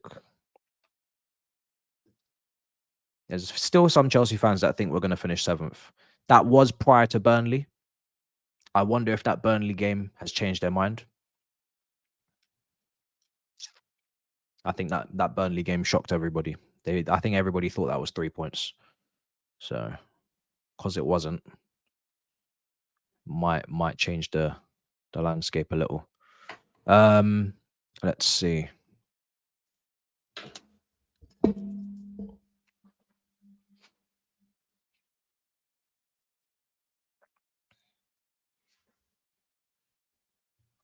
Hmm. 2 games in hand.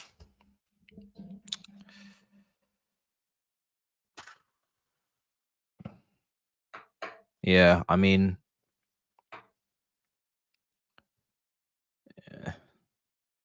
for me, it doesn't really mean too much. Got Arsenal away. Tottenham at home. Man United tomorrow.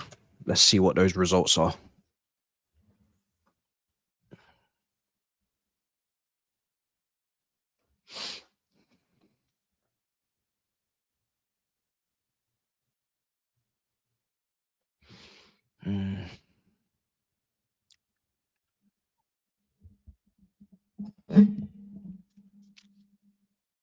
We don't play City again. City's done. Yeah, we don't. We're not playing City again. We played City twice this season now. Now we have City in the cup. That's the other game. But in the league, it's over with City. 2 draws and that's that. Arsenal getting bopped in the second half. Yeah, a little bit. I mean, Luton have got the ball, but do you know what? I'm gonna be mature about this. I do believe that Arsenal, honestly, they don't care. There's a lot of squad players on now. Luton, they're not gonna do anything with the ball. They don't have the quality. Arsenal are more than comfortable defending. I think honestly, right now, Arsenal are just trying to get the game done. They're just not getting any injuries, and they're just giving players runouts. They don't really care about blamming. If they let me put it like this: if they wanted to blam Luton, they could blam them, and they'd do it, and they would have done it. So I think this is on purpose. I think they're just chilling. If they wanted to slap them up 4-5, they would have done it. I think they would have done it. So because I know that, I'm not really gonna take anything from it. I've seen this team go to West Ham and win 6-0, so I don't think they care. They've got Jorginho out there now, Tomiyasu's out there, Smith Rowe I think was out there, and Nketiah's out there. A lot of rusty players that ain't played much games, and that's all I think they're on. I think this is a training exercise, to be honest. That's what I think. They have, but it doesn't matter, bro.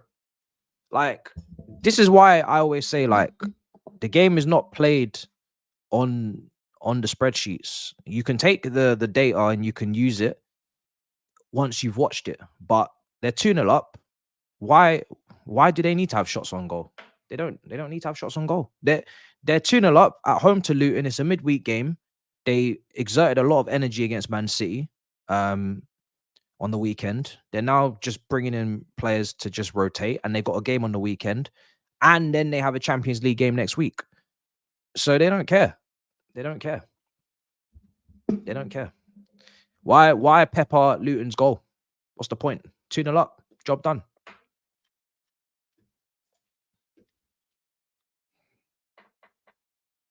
And that's me just being honest. Like, if my team were doing this, I wouldn't give a shit, bruv.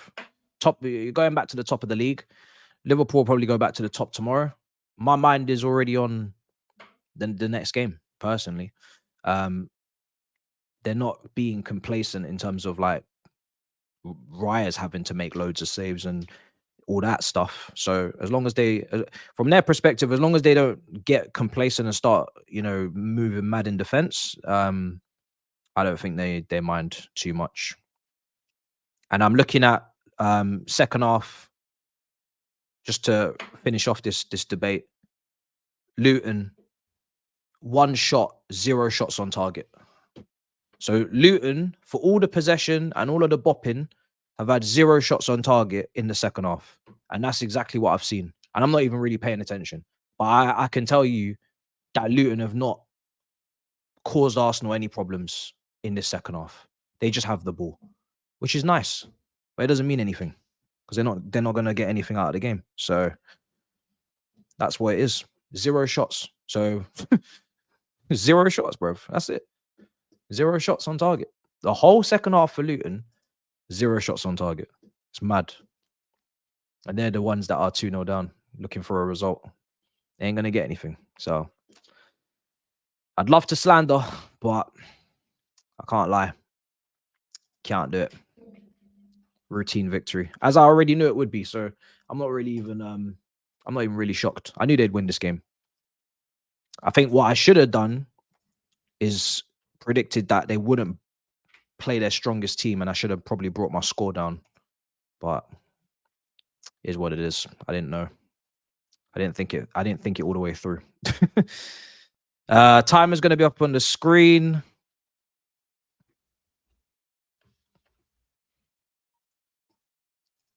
Don't worry. When I can cook Arsenal, I'll cook them. But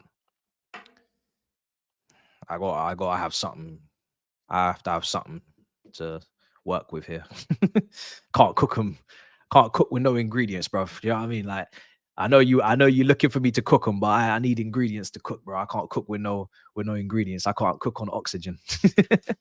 And you trying to throw oxygen to me right now to cook them. It's not gonna work. I don't know if you're trying to get me clipped up or what, but I can't cook with no ingredients.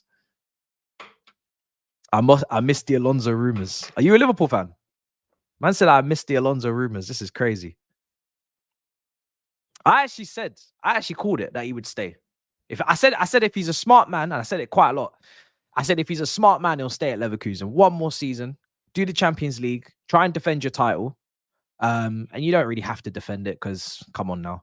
But you know, nice little second or third place consolidation. Go to Real Madrid 2025, manage Mbappe, manage Bellingham, manage Vinny, manage Endrick, manage Camavinga, Chouameni, the whole shebang. Why on earth would you do anything other than that? That is literally the best road that you could take. Why would you go to Liverpool after Klopp and try to follow the great one? It doesn't make any sense. You're a young manager. You've got plenty of time. Go to Real Madrid with the Galacticos, win Champions League, win La Liga, do it a few times. And then if you get bored, then take a look at the market and your stock would have gone up. You'll still be young and Liverpool probably still be looking for a manager because, you know, it's very unlikely that the next manager is going to stay as long as Klopp did. It's probably going to be a bit of back and forth. When a great one leaves, tends to be a teething period, but we'll see. So it's just a smart thing to do. Carlo Ancelotti's leaving, so job's open. Job's going to be open. Only makes sense. It'd be silly to do anything other than that. You're literally going to go to the team with all of the best players. I don't even think Liverpool should even be that depressed about it. Like, obviously, he's great in terms of his potential, but he's not world class yet. You know, it's not that deep.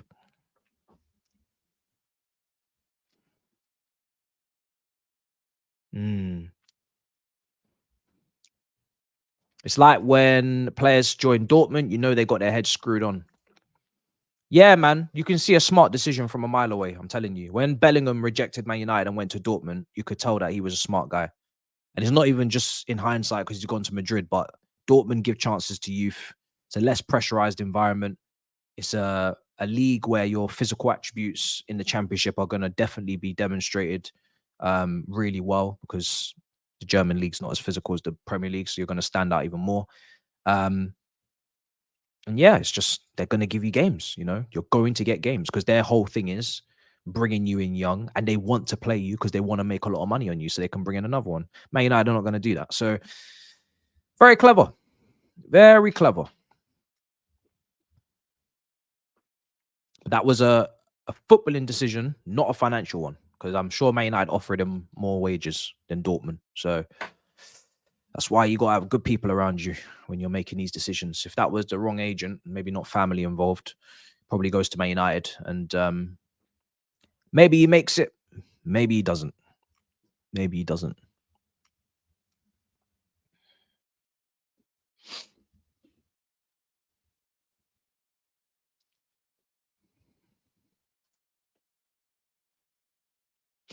So you see how many big chances Man City miss, but they keep creating and creating. They don't cry about big chances missed. They need to create more. Indeed, indeed.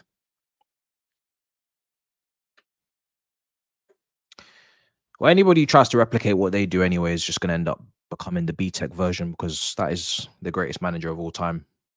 Putting that all together, you're not going to get anyone else doing it on that level. So, unfortunately, final whistle blows at the Emirates. Arsenal have won by 2-0. I don't think in the end Luton had a shot on target in the second half. Job done for Arsenal and Arteta. Smith Rowe gets a run out. Tomiyasu gets a run out. Zinchenko gets a run out. Jorginho, Partey got a run out. So be on to the next for them. Didn't waste any juju on that today. Wouldn't waste any juju on that. I'm gonna save it for the Champions League against Bayern Munich. Thomas Tuchel, Harry Kane. I'll be putting a lot of juju into that, a lot of effort and time, a lot of power will be put into that game. Wouldn't waste it against Luton. So we'll be back. And it's another clean sheet. Yeah, exactly. Man, the match, yeah, for Smith Rowe. Fair enough. Well, I've been saying it all season. I think that position could have been his, man. I don't know what's happening to him, but now that Havertz is playing up front, it's even more his, because now he's not even competing with anyone. I mean, who plays there? You know what I mean? Rice could play 6. Partey obviously will play 6 as well, Jorginho. But in terms of that position, if you're talking about someone actually floating in that half space, there's nobody who's going to do it better in that squad, on that side. So I really don't know what's going on. But a lot of injuries, and yeah, we'll see what happens. But that position is literally right there. It's crazy. It's literally like they're trying to give it to him. Like, take this, please. Not even talking about summer targets in terms of midfielders again. You know, talking more about strikers again. Isak and all these guys. The position is just still there. Take it. Just take it. Never seen something so put on a platter, bruv. Like, damn. What you want? A knife and fork, plate, spoon? Just needs to stay fit. Because he's a good player. He's a good player. But my God, he'll be running out of time, because I assume at some point you're going to do something in the market there. Shot straight at the keeper from Doku. 52 minutes, still 2-1 to Man City.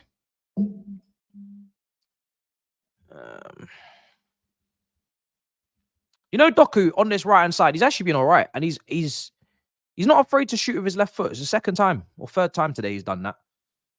He's been all right over there, I must say. Maybe it's less complicated, this game, just focusing on chance creation, not having to cut in as much and show that ball striking ability that's kind of inconsistent. But I don't know. He's still cutting in anyway and getting shots. So he seems to have a bit more room over there. He's able to stretch the pitch, really isolate with that winger.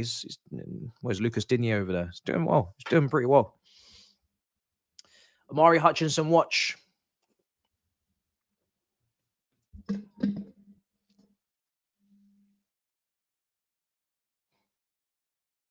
What in the world is this? The only time I know about East Anglian is the train service. I don't know what you're talking about. Are you talking about trains going out of Stratford, bruv? What are you talking about? Are we going to Stansted, bruv? What are you talking about, bruv? East Anglian, bruv. What's going on? Am I going somewhere? Am I doing a vlog? Ball's going to come into the box. How's Grealish played this game? Yeah. It's a typical Grealish game in terms of, yeah, recycling. He's the recycling winger. Woo! Big save from Ortega. Douglas Luiz going for the top corner on the counter. And what a save from Ortega. This is a goalkeeper that probably is good enough to be first choice for some good Premier League teams. Maybe even including mine, to be honest. Then again, people would not call us good. Really good strike from Douglas Luiz. I think it's just probably getting off the bar and over, but Ortega's made it safe regardless. They're going to take the corner now, Douglas Luiz. I don't know if they've got something in there. If they're something in their sleeve here. Villa. Akanji's hopping all over the place, anticipating this. Ball comes in. Oh, another save from Ortega. Yo. Lightning strikes twice on the City goal. They managed to get away. Grealish is going to win the free kick now. But that was very, very close for Villa again. It's a good flick on at the near post from... Well, I'm not even sure. There's quite a few players going up for that. Almost.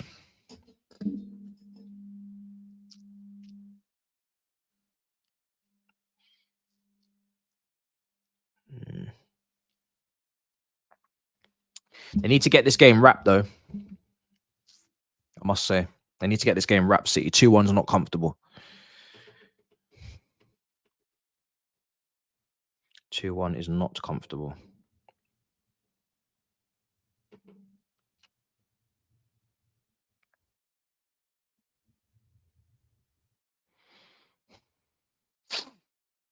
I need to get that third goal. Here's Grealish. He's got a bit of space. Grealish. God damn.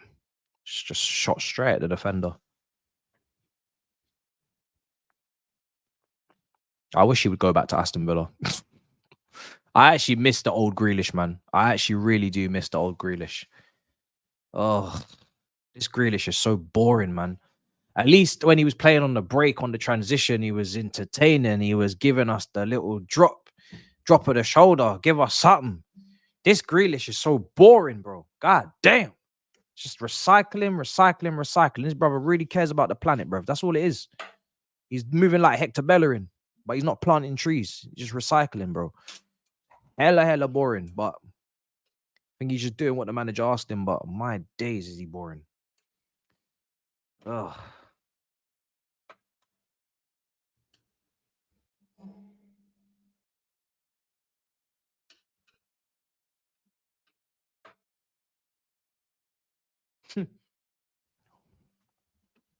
What am I going to do if Arsenal win the league? Do the same thing most sane people would do. Leave the country. I don't know where, but I'm going somewhere. You know, they say don't go anywhere. I'm going somewhere. I don't know where. Be far away. I can tell you that. Different time zone. When you're awake celebrating, I'll be sleeping. When I'm awake, you'll be sleeping. Thailand, Bali, New Zealand, Australia, Japan, Hawaii, somewhere like that. Yeah, not going to go to Europe. Not going to go anywhere near here. Go far away. Might even go to space. I might even go see if I can get on one of them rockets, do a NASA thing. So not even ruling it out. Once in a lifetime opportunity. Never been to space. So anything's on the cards. Can't lie. I have to see what we can afford. Yep.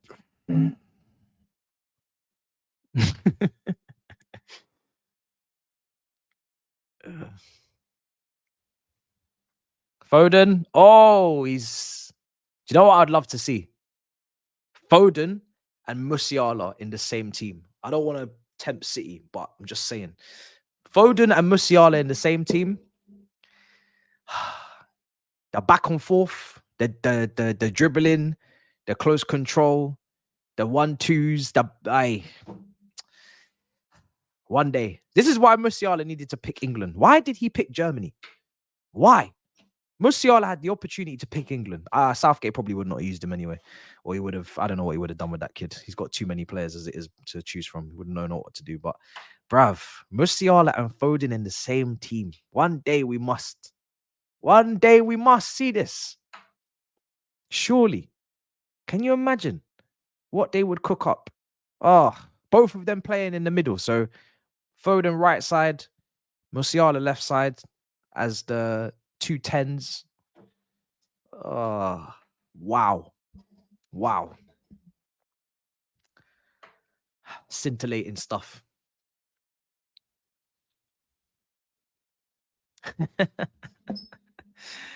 Oh, dear. It would be incredible. People are saying, no. Half space madness, bro. That's what I'm saying. The half spaces would be finished. Can you imagine? Oh, it would be mad. Absolutely mad. You just pop it into them. Then they just pop it between each other and just, yeah, it would just be crazy. Crazy.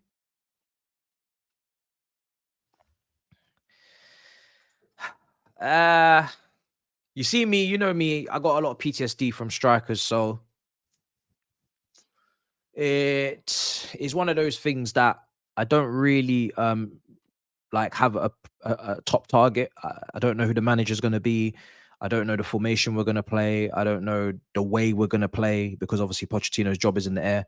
And it's a boring answer, but these things are more important than who we bring in, because if we don't know the answers to those questions, then we don't know who we should bring in. Unless we're talking about bringing in someone that is kind of systemless and can just play in any team, in any way, like a Hazard, for example. So I like Isak a lot. His injuries are a huge concern, but I was looking at his Real Sociedad injury history and it doesn't really exist. He was pretty durable, didn't get injured much. Oh, it's 3! And it's Philip Foden with his second goal of the evening. And that is wraps now for Manchester City. I said they needed to get that third goal just to finish off the game. They have done so. And it is now game over at the Etihad. 3-1 to Manchester City. Very well worked. They've been better than Villa in the second half since it kicked off, to be honest. They've been probing. And they have found a way through. And that is it. I think that'll be done now.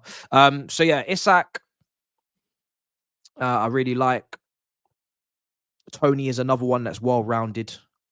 And these are guys in the Premier League, so that gives me a little bit more, you know, calmness, because I know that they can perform in this league. I know they're ready for the physicality of the league. And I know they can play up front on their own as well. Who else is there? I do like your guy at Sporting Lisbon, but he's extremely expensive. It's very, very expensive. As they all will be, but yeah, very expensive. I don't even think we're even interested. Gaiachez, but I do like him. Like his profile. As you can see, all of the profiles that I'm bringing you are pretty much quite similar. Well-rounded players that can contribute in all facets of the game. So yeah, those are guys I like. I like Boniface as well at Leverkusen. That's actually the Nigerian striker I'd prefer over Osimhen, but he had an injury again, I think, this season. I don't know if he's back yet, actually. And I think he's way out of our... I mean, I don't know. I don't think we'll be able to bring him in, to be honest. So, yeah. Who else is there? Those are the guys I'm thinking of at the moment. Those 4.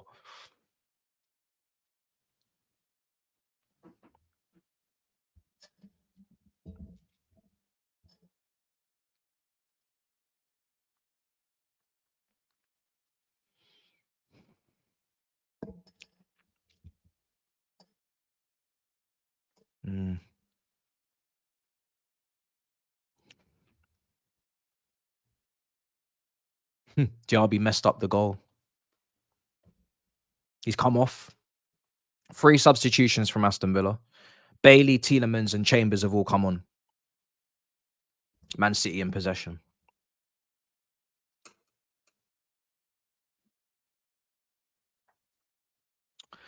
Listen, Vlahovic...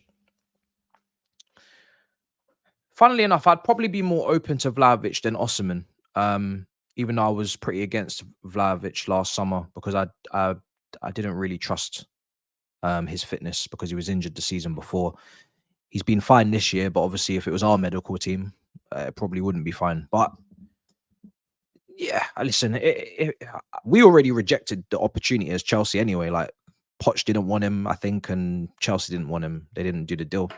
But if it came up again, and it was a swap for Lukaku, I think this time I'd do it. I think this time now, just to get Lukaku out of there, I'd probably get it done. I'm still not 100% sold like others. I'm not like, you know, but he's got good ball striking, to be fair. He's got a good ball striking ability for sure. So I'd probably... It's a risk, as it is with everybody. And he probably is going to want high wages and, you know, all that stuff. And I don't know if we're going to do that, but I'd probably take the risk now, because we need to get a striker. Bro is not good enough.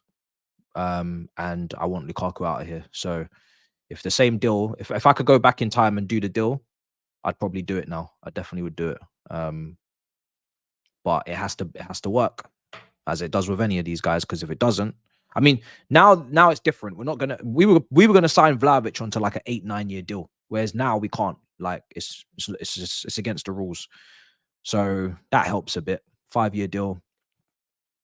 At least it's not something stupid, something crazy. Because if he does bust and he's on a 9-year deal, I mean, my God, it's just going to be loan after loan after loan. But yeah. But now, I don't know. I don't think, I don't think Juventus are even going to sell him anyway. So, nah, he would not have got us top 4, I don't think. I think that's way too much of a jump. Have you seen the way we've been defending this season? You mad? The way we've been defending and getting top 4 with that defending, mate. No, thank you. You can have him though if you want to buy him. If you want to back up to Haaland. If Arsenal win the league, cry me a river. Yeah, mad. It's gonna be one hell of a song to play on Twitter Space.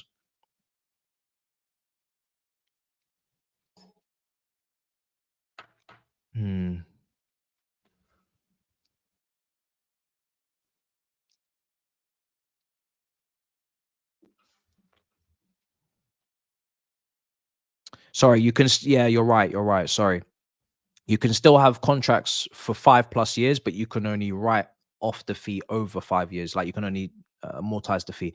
And I think now that is the case, I don't think we'll offer 8 years because like now we don't have a financial benefit to that. So I think you're right. I think we will just do 5 years now because we can't do the money split. So I think the whole reason why we did it was the money split. So I don't think we'll do it now. So I don't know what we'd have to gain to do it now like that.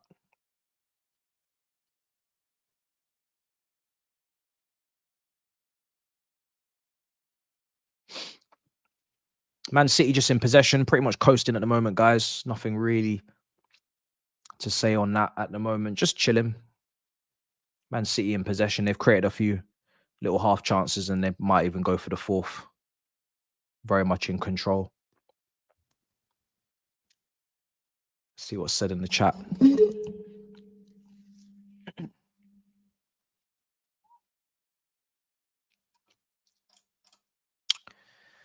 Wow. Wow.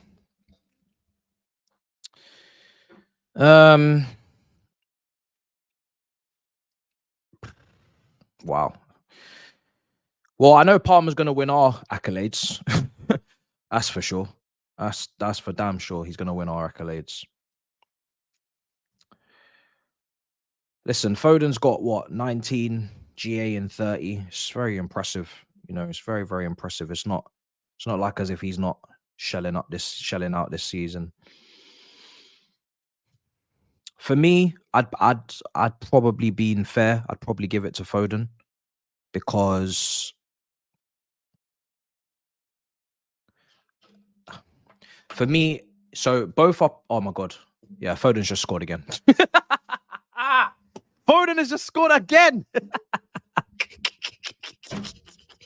I was just saying I'd probably give it to Foden, right? Because to do it on demand at the highest level under the pressure of a title race, and De Bruyne has not been available for a lot of the season. You know, he's not really been at his best. Hairline as well. So the pressure's on your shoulders. You're in a title fight. To do it at this level in this pressure is obviously, you know, there's pressure at Chelsea, but there clearly is not as much as pressure as City. There's no consequences to losing games. So I was gonna say Foden anyway, but now, yeah, I mean, what a fucking goal! And I do believe Foden is the better player. Still, I know Chelsea fans were starting to try and do the whole Foden versus Palmer thing, but I think they need to not do that, and I think they need to chill. Foden for me is the best player out of Saka and Palmer, and you know that group.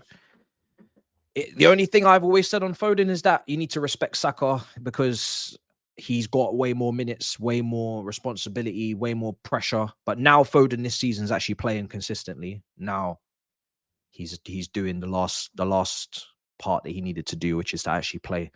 So yeah, but wow, that's hilarious. What a finish! What a finish! What a finish! Like out of everybody, I think, you know, out of all of them, I think Foden is the most naturally, technically gifted. I think he's the best potential. But you know, I think he's going to be world class. Saka will be world class. Palmer hopefully will be world class as well. So splitting hairs, but I think Foden is just a little bit better for me. But whilst I say I think they all can be world class, I'll also say none of them are world class right now. Someone was confusing me with Rio Ferdinand on Twitter. I have no idea why, but I've never going to say any of them are world class yet. They can all be world class, but I'm going to just wait to give them the tag. Not yet. Brilliant finish though. What a hat trick. What a hat trick. So that's the 4th goal. Let me change the score. That's the 4th goal, and that's game over. I mean, Foden's having a great day. I don't know. I don't think I picked him. My Opta, I don't think so.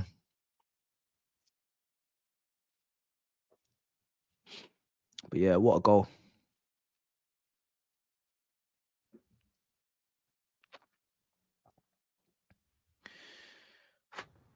Crazy.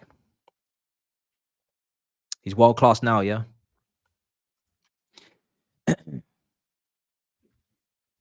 I'm going to wait until the last moment. When I give it, I don't want to take it back.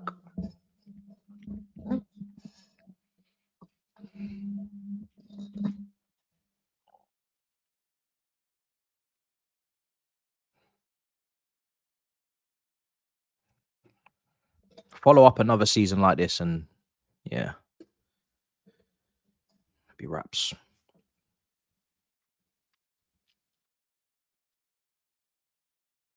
For England, not so good.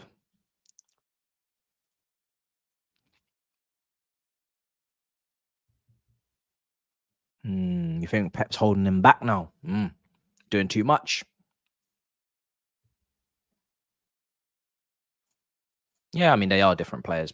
Foden is more of a 10 playmaker in those central positions. Foden's a Saka's a winger, so yeah. 2 top players though.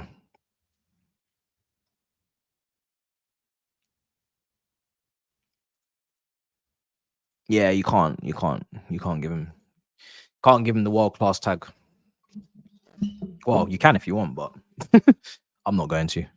It's too early. If he's inconsistent next year, I don't want to hear bare slander because people did too much in the first place. So I'ma just chill. Same with Gusto, you know what I mean? Can't be saying world class yet.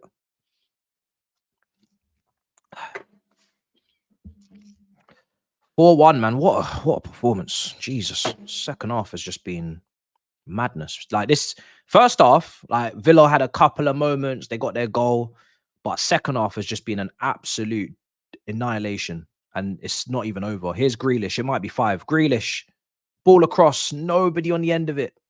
Should have been someone on the end of it. Could have been 5. Could have been 5. Smash up the likes if you haven't already. Subscribe if you haven't already. Because we are chasing the 80k. We're not far away. How far away are we now? 450 away. I'd say we'd be there by the weekend, maybe. Sunday.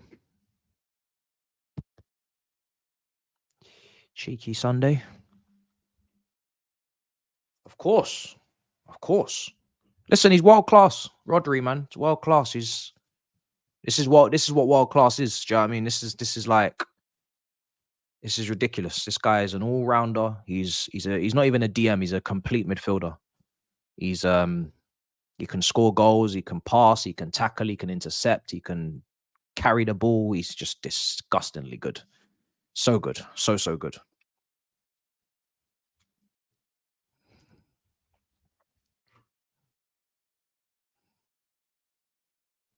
It's mad. It's mad how good he is.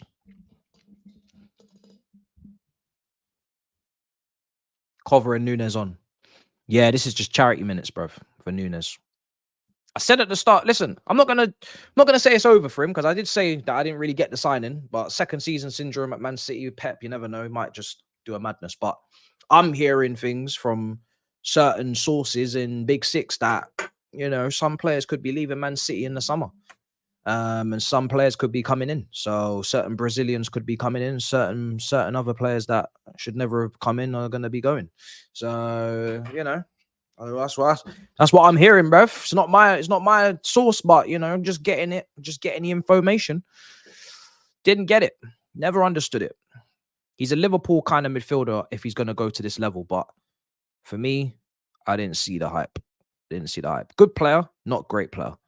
Certainly not Man City level. And when you're talking about letting Palmer go and signing Nunes for the same price, then fuck me. That is very stupid stuff to do. But hey, it's done now. Paqueta, yeah, you know, this is the kind of player that makes sense. What a player. I've said McAllister as well. I'm hearing Bruno Guimaraes as well. I'm hearing about him potentially to City, which I think, again, is a better player than Nunes, Matisse Nunes. Him next to Rodri would be very interesting, must say. Mad pivot, that is. So, yeah, man. But I don't know about Guimaraes because, again, you see Newcastle, these are the guys that they're building their whole club around, you know, in terms of the future. So I don't really know how easy it's going to be to pull out Isak and Guimaraes out of this club. But if City come knocking and it's Pep and then someone hands in a transfer request, obviously it can become a very long day. And I think they got him at a good price, Guimaraes. Because everybody was interested or at least watching him at Lyon, Arsenal, Chelsea, but then no one moved on him. Paqueta was at Lyon as well, Aouar. So Lyon had quite a few players there that people were keeping an eye on. No one moved. I don't know how much he was paid. How much did they? How much did Newcastle pay for Guimaraes, guys? You know, how much did they pay? That's what I'm saying, bro. Now, Liverpool did an incredible signing. One of the signings of the season, McAllister to Liverpool. For the price, the quality that they got with it, it's immediately double the fee paid. Unbelievable signing. But yeah, City missed the trick on that one. They really did. I could see Matisse Nunes doing the Szoboszlai role, something like that. Do you know what I mean? I could see how that works. But City, I don't get it.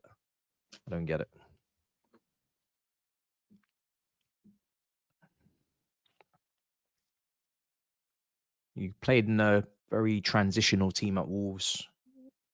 Liverpool transitions fine, but City, it's not like he's a great passer, you know. Cover again as well, not a great passer. Don't know. Yeah, we've seen McAllister as a great passer. Paqueta, great passer. So strange, very strange behavior, but is what it is.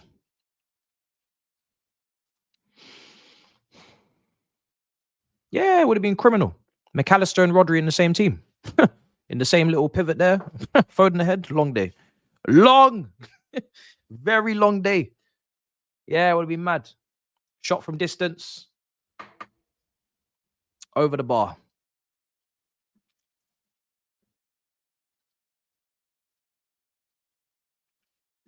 Yeah, listen. Listen, Bruno Guimaraes, for me, definitely can step up to this level. 100%. 100%.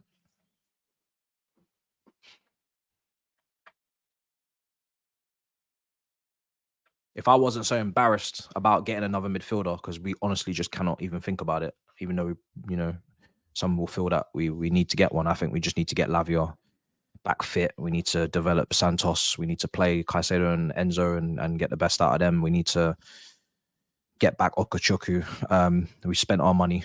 But yeah, Guimaraes, players like this, yeah, would be great signings. I think Onana at Everton is another one. I remember Onana last January.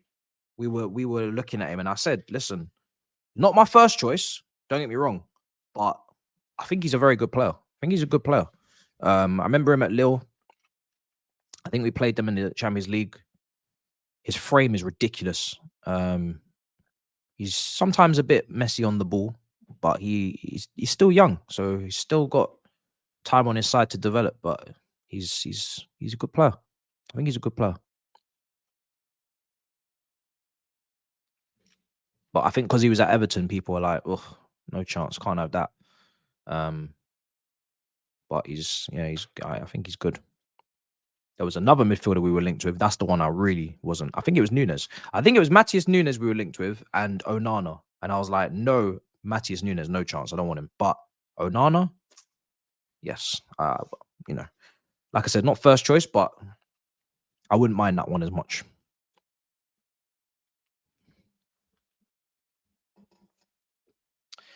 Do you know what though? If you're just asking him to do his job, which is to just destroy and keep things simple in front of the back four and get like he's just a proper DM, it's not, it's not the worst thing in the world. If you've got players in front of him that can do do those things on the ball, then his job is to just protect the back four. And I think he could do that to a very high level, and he helps you on set pieces, I think, as well. I mean, look at Casemiro. Yeah. Now that Man United have asked him to do more on the ball, everybody's like, right, this brother can't do shit. He can't even pass. But he was at Real Madrid and he had Modric and he had Kroos next to him. We didn't even notice that this guy couldn't play like that. Do you know what I mean? We didn't even notice because he had Modric and Kroos next to him. We didn't even clock it. So that's what I'm saying with Onana. He might not be the prettiest on the ball, but if you put him in there to just do that job, and then you were to go and get other players around him in the midfield, he wins the ball back, plays it simple, pops it off to the better passes. It could work. Could definitely work.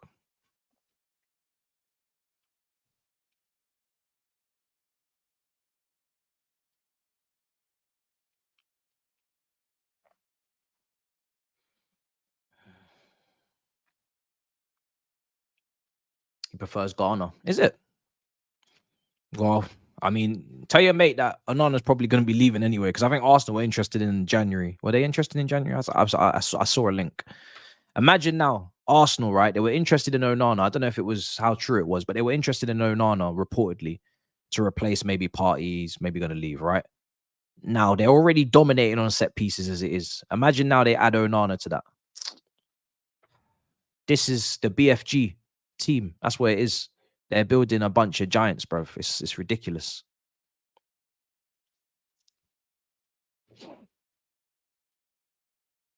Honestly, I think this could be developed.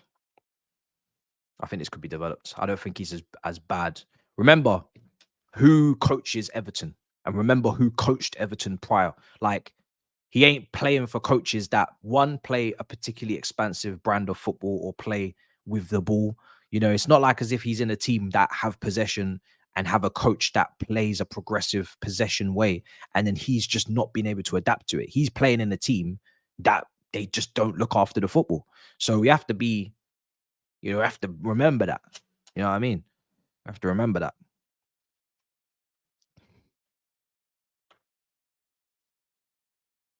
But let's see, man. He's from Belgium, isn't he? So he's gonna play for Belgium. Flavia can get himself back fit. Hopefully, we'll play alongside him. I think he'll get a move at some point anyway, especially if Everton go down. So let's see where he ends up.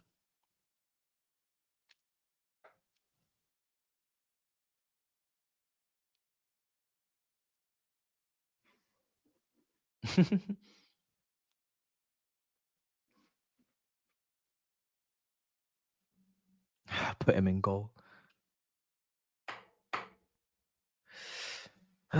Right, how long we got? 5 minutes to the end.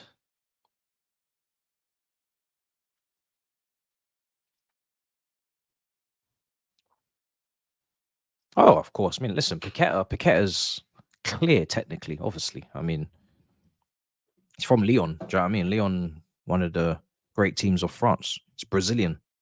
And he's actually a proper Brazilian. I mean, when he plays for Brazil, to be honest, sometimes I do question it. It's like it doesn't always look as great as it does in the Prem, but yeah, he's technically clear of Onana.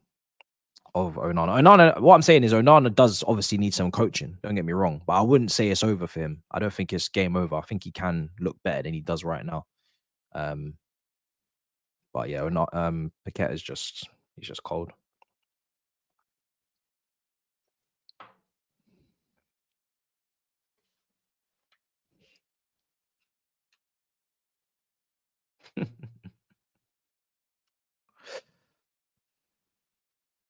I said Palmer plays for Poch. No, you're too rude. You're very rude, bruv. Oh dear. Very rude. Ah, what a day of football it's been. Tomorrow, preview in the morning. Then, well, depending on the order, but round up, watch along, review, Big Six. That's where you'll find me tomorrow.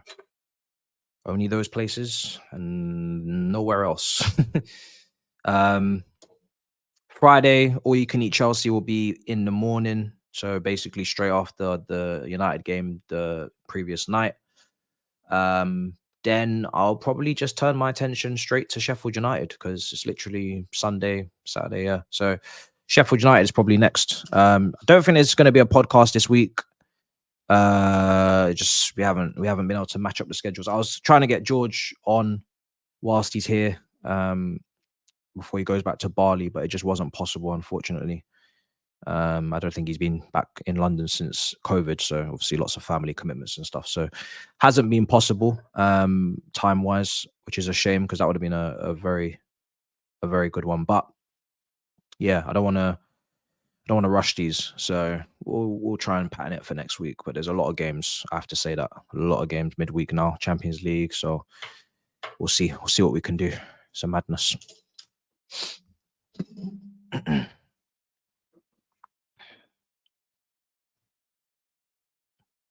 Let's do it in Bali. You mad?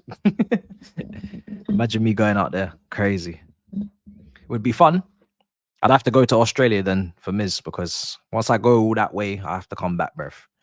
Yeah, I mean, I have to once I go all that way, I have to tick off everything off the list. There's no way I'm going over there twice. It's too far.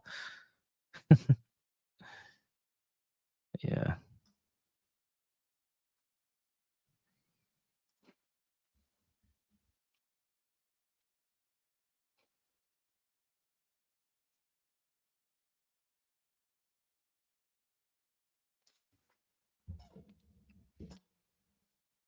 All right. Villa, last couple of minutes, dead minutes in this game here at the Etihad's pretty much wraps. Not really anything for Villa. I mean, they're not even really pushing forward. They're just waiting for the clock to go down. Man City are just waiting for the clock to go down. It's all over here at the Etihad, man. It's all over.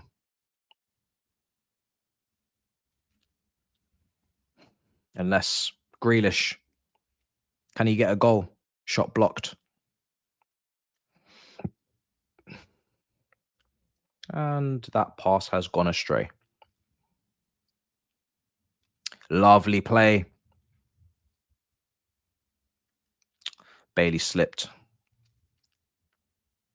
City back in possession. Hopefully, they're not going to come with some mad amount added on time. I haven't really seen bare delays here. Here's Grealish. Grealish, cut back. Ooh, I think it's not over yet. What a save. Almost, Alvarez.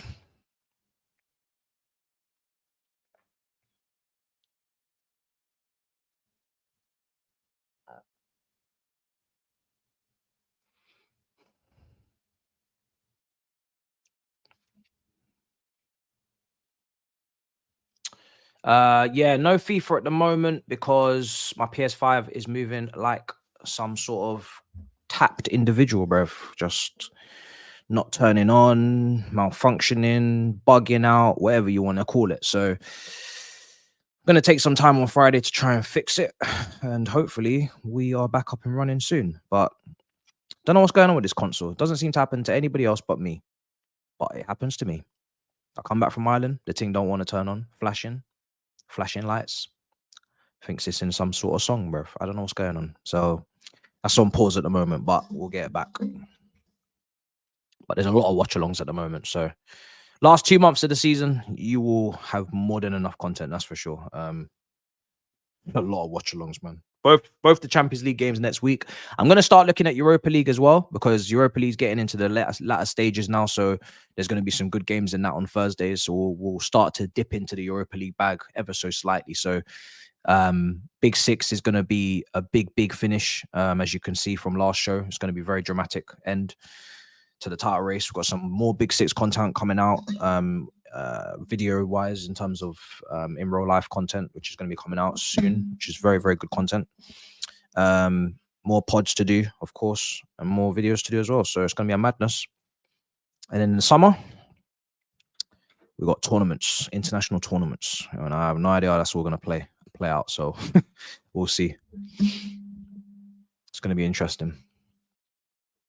Now this is the new one. That's what's so annoying. This is the new one. This is the one that I replaced with the other one. So I don't think I'll be getting another one. I think it's in surgery, and if it doesn't come back to life, then I might go to Xbox, or I might, yeah, I don't know what's gonna happen. I might go to Xbox because I don't think Xbox be giving me these problems. I don't know what's going on. I'm very angry.